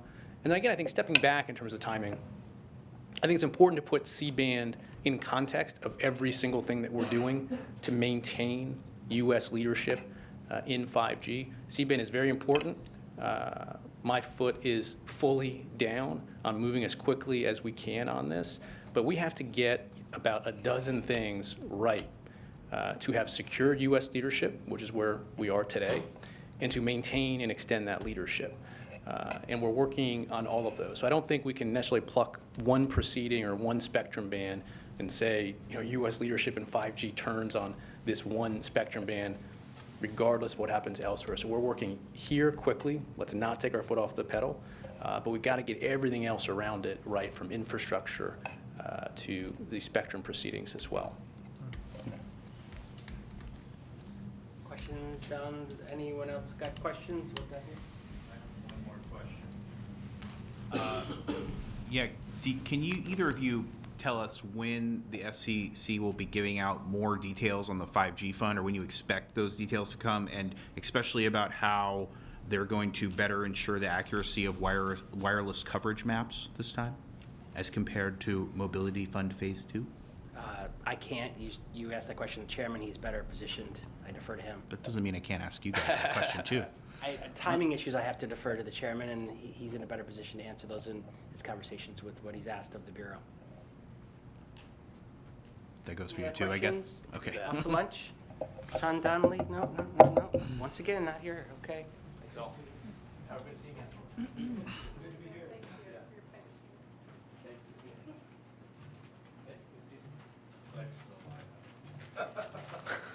Hi there. Hi. Let's get going. I have a question. I asked Rosemary about whether she could have put in a higher fine. She said she was following this is on the enforcement item, on what she was following the standard procedures for robocalls to assess that fine. Is there any reason why they can't do a higher fine? And if she's following the normal procedures, why isn't that enough for you? You know, at the start of this administration, there were about 2 billion robocalls a month. Consumers now regularly receive between 5 and 6 billion robocalls a month. This problem is out of control. We've seen a radical increase in the number of robocalls. I had a spoofed robocall while I was sitting up here this morning at the commission meeting. They're growing like crazy. This agency has got to recognize that we need to respond in kind. We need to raise our fines across the board. We can do that. Nothing in the law stops us from doing that today. We have a practice associated with a base amount and an upward adjustment. On lots of other items, we have much more substantial upward adjustments. When you look at the incredible increase in robocalls in the last 2 years, the incredible increase in irritation among consumers, what strikes me is that this agency has got to answer the call and increase its fines as well. I'm distressed that we don't see something so obvious. That's what we need to do. I'm not the only one who thinks so. Congress in the Trace Act specifically told us, fine them more, do more, stop it. We had an opportunity to do just that here today, and we didn't. I can't explain why. So that's why I chose to dissent. And then just the same question I just asked the other commissioners and the chairman. Do you know when there might be more details on the 5G fund and how they plan to better ensure the accuracy of wireless coverage maps, which I know is something you care Such a good question. And I'm going to echo the sentiments of my colleagues who are just up here. I don't know. All we have now is a press release. There is no detail. There is no information. There is merely a press release. And I'm going to submit to you right now that our mobility fund and wireless universal service policy needs to be more than a press release. The lack of detail is stunning. The fact we didn't penalize carriers for filing false and flawed data with us before is stunning. The delay is stunning. And there are still millions of people all across this country who do not have access to 4G wireless services. So I salute the spirit behind that press release, but I think it's stunning that's all we have at this point. We need more. Do you have anything to add to that, Commissioner Starks? Yeah. I mean, I would say, obviously, I don't have any details either. So, no surprise there. Just check it. But I too, especially as a former enforcement lawyer, was shocked that we did not take action. Mobility Fund 2 was mothballed. A $4.5 billion program that's supposed to roll out 4G was mothballed after the chairman had conducted a bespoke mapping process, but turns out the information that was given to us was so inaccurate that we couldn't even figure out where the money should flow to. And instead of holding folks accountable, we basically said, well, they've been providing such bad data to us all along that we don't have any real reason to penalize them here. And so I'm obviously deeply expectant that we won't have these problems going forward in the new 5G program. Thank you.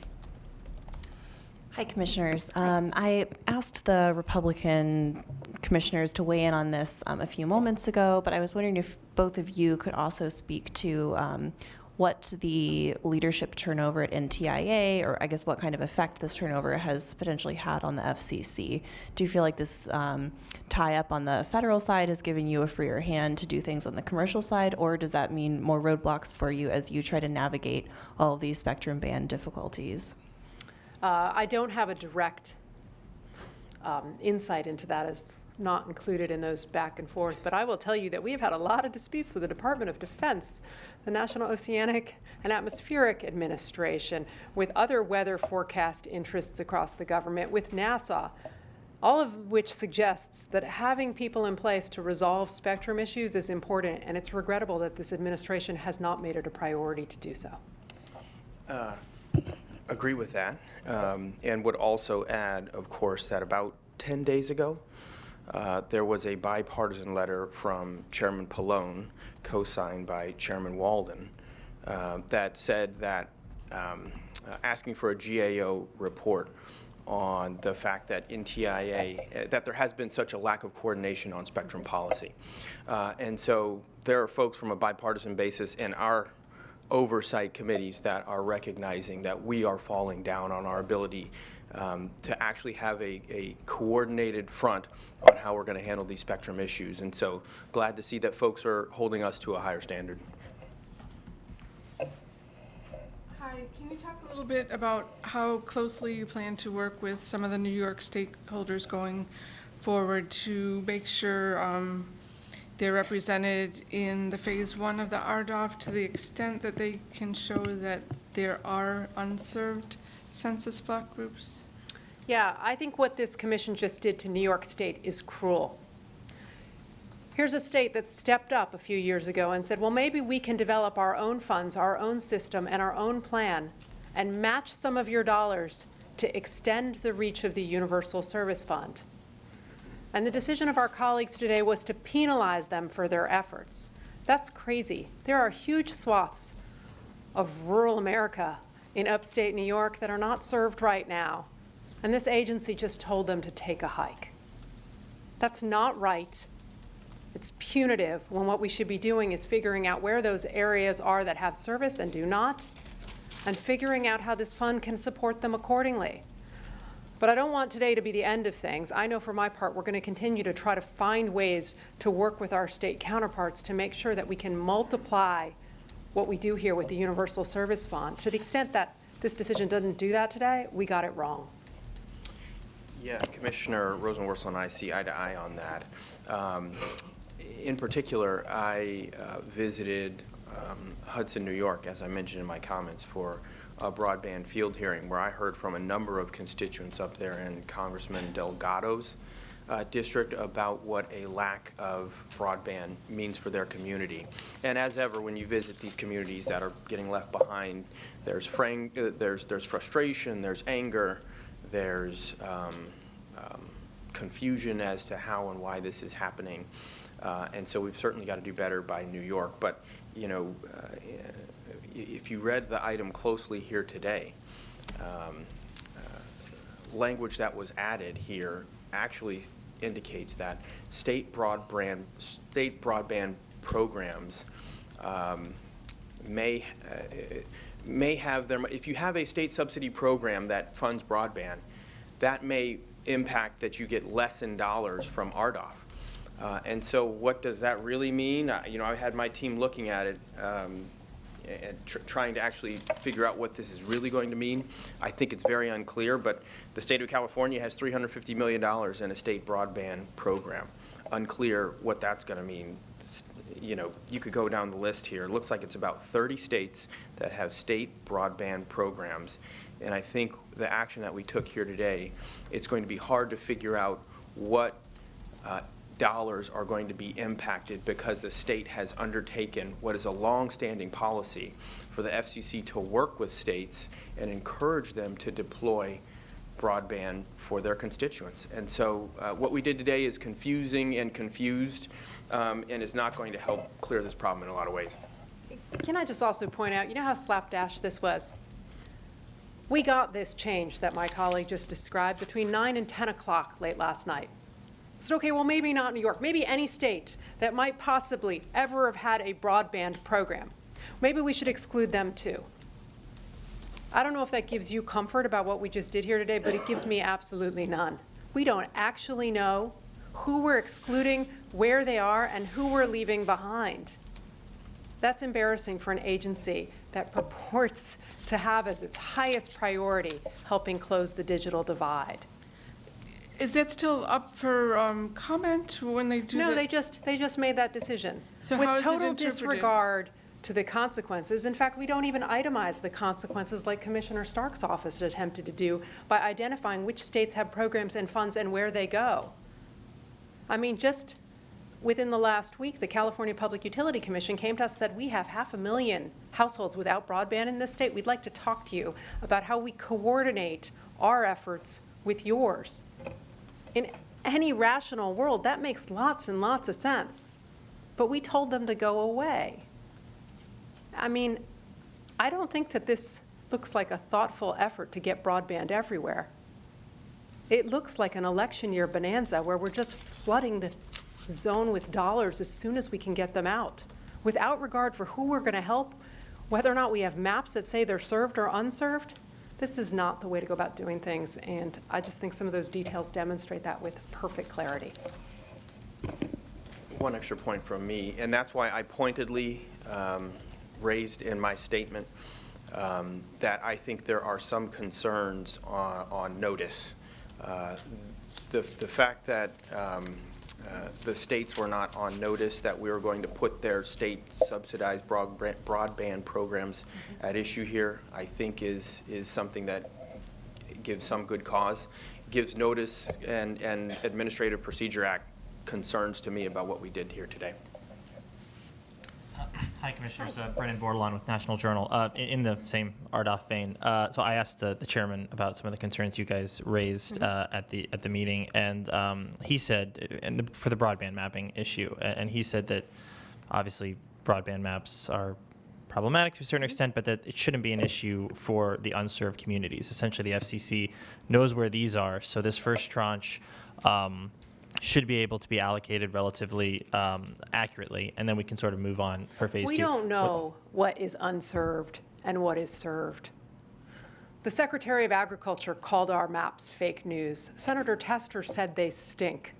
Everywhere I go in this country, I get told by someone, you say I'm served, but I'm not. So how did we sit here today and decide that we should rush 3/4 of our universal service funds for the next 10 years out the door without even having better data? I mean, if you recall back, it was in August that this agency introduced the idea of the Rural Digital Opportunities Fund, and at the very same time, prudently introduced the idea that we should improve our maps. These things work together. That was the right thing to do. But we failed to move ahead on mapping at the same speed. And I think we're going to suffer the consequences. Go ahead. Yeah. Commissioner and I see eye to eye on that. And, you know, what folks need to very much realize is what we voted on here today is 10 times larger than the CAF2 program that we have right now. This is huge. This is a huge amount of money. And so for it to be dispersed yet again based upon a lack of an understanding of who has and who has not, who is actually served and who's unserved. As I pointed out, just by the state of Georgia doing some more granular mapping in juxtaposition to our 477 data that we all know is deeply flawed, there are communities, Lumpkin County community is going to be passed by here. They're going to say, because they are deemed served under 477 data, that they're not eligible for RDOF Phase 1. Maybe they'll be eligible at some time down the road for Phase 2, but they are not going to get Phase 1 dollars. But turns out, if you do better mapping, they're actually unserved. And so this is a community, which is why I talked to the mayor, and I couldn't explain to him, why it was that his community was going to end up where they end up, what we voted on here today. But we do need to do better. Just one more follow-up for Commissioner Starks. Commissioner Rosenworcel said that this might be an election year ploy just to get money out as quickly as possible. Is that something that you would agree with, that this might be the 2020 effort related to that? What I would say is that I am concerned with some of the chaos around this item. Again, what I don't know, as we stand here right now, California has $350 million. Based upon my quick back of the envelope research here, the state of Illinois has about a $400 million program. You add up, Maine has $13 million. Indiana has a broadband grant program for $100 million. Pennsylvania, $35 million. Hawaii, $18 million.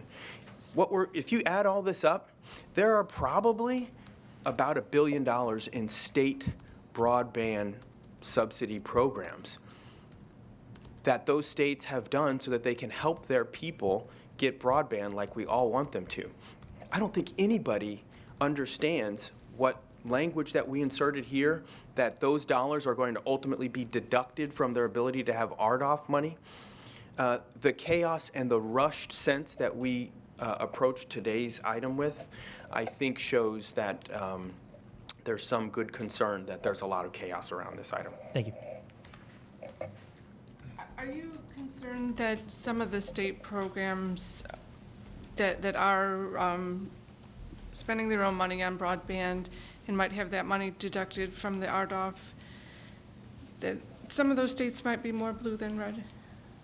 Is that, We does just that got factor this into this between at all? 9 and 10 o'clock last night. We don't have a full accounting of where those programs are. This feels sloppy. This feels unfocused, and I think the consequences are pretty ugly for anyone who lives in a community that right now our data suggest are served. Because for the next 10 years, they're out of luck. They're not going to get assistance from this agency. And I think that's a pretty grievous mistake. Yeah, sure. On C-band, how important... I thought you'd never ask. Yeah, well, someone had to do it. How important is it for you two that the order that we're going to see gets the cooperation of the incumbents? Here's what's become apparent to me. The cleanest and clearest path forward is through legislation. I said that when I testified earlier this month in front of the Senate Commerce Committee. We've seen new legislation that's bipartisan as recently as yesterday. We have two basic issues when it comes to doing this at this agency. The first is, where's our authority to develop an incentive payment for relocation? You can comb through the Communications Act in Section 309J and look hard and long for a discussion of such a payment. It's not there in the text. So there's enough ambiguity that having legislation would be beneficial. The second reason that having legislation would be beneficial is that this will raise billions and billions of dollars for the United States Treasury. And as members of Congress have recognized, that when you auction off the public airwaves, it's good to put the dollars to public purpose. And so that's why you see in legislation ideas about support for deploying broadband, next generation 911, and at-home broadband initiatives like solving the homework gap.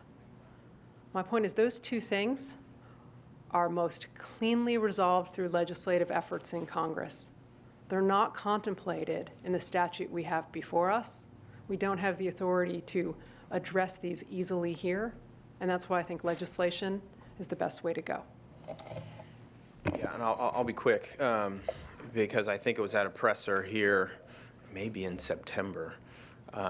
Based upon my study of the issues and of the law and of 309 and 309J, I was the first on the question of private versus public to call for a public auction.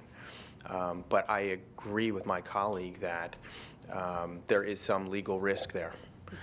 And so Congress, additional congressional clarity here would shore that litigation risk away and would go to very well towards something that I've also focused on, which is making sure that we can earmark some of this money for higher purposes, including, rural broadband and whatnot. Absolutely, and I understand that. And I should say, which is why I supported the SMART Act that Commissioner Yeah. Rosenworcel was just talking about, that was just announced. And, there's multiple pieces of legislation on this. And the most recent one is bipartisan. I think that suggests a growing consensus that we are going to have to work with Congress to make this happen.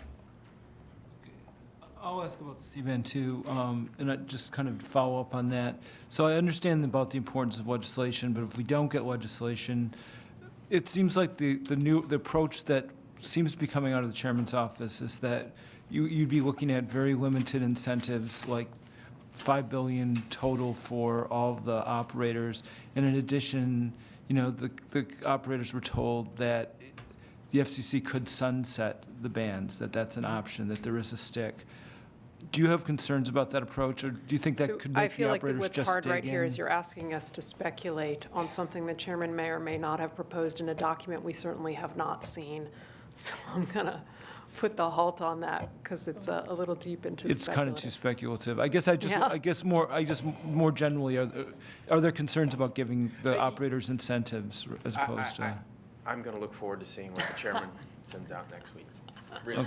That's a nicer way to say it, yeah. Yeah. All right. No, how you said it was perfectly nice. I understood what you were saying. It's just, Yeah. It's the kind of a big story right now. Sure, no, understood. We too are waiting with bated breath to see what the chairman's going to propose. And we're going to, look and try to understand what else might come from Congress. Right. Sorry, I'm speaking for both of us, but I'm pretty confident that's true. And then here's something we do know about, which is the high band auction, the final one.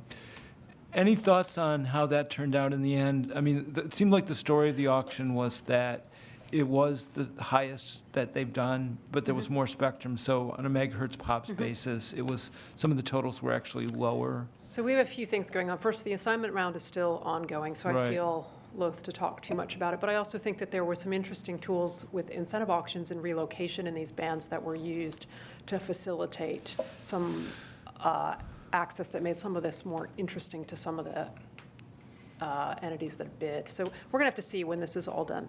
But, it just ostensibly ended while we were sitting up here. So there's definitely some things that we're going to have to take a look at. Well, it made the question timely anyway. So. Yeah, absolutely, absolutely. Thank you. Yeah. Asked and answered, thanks. Yeah. Okay. All right.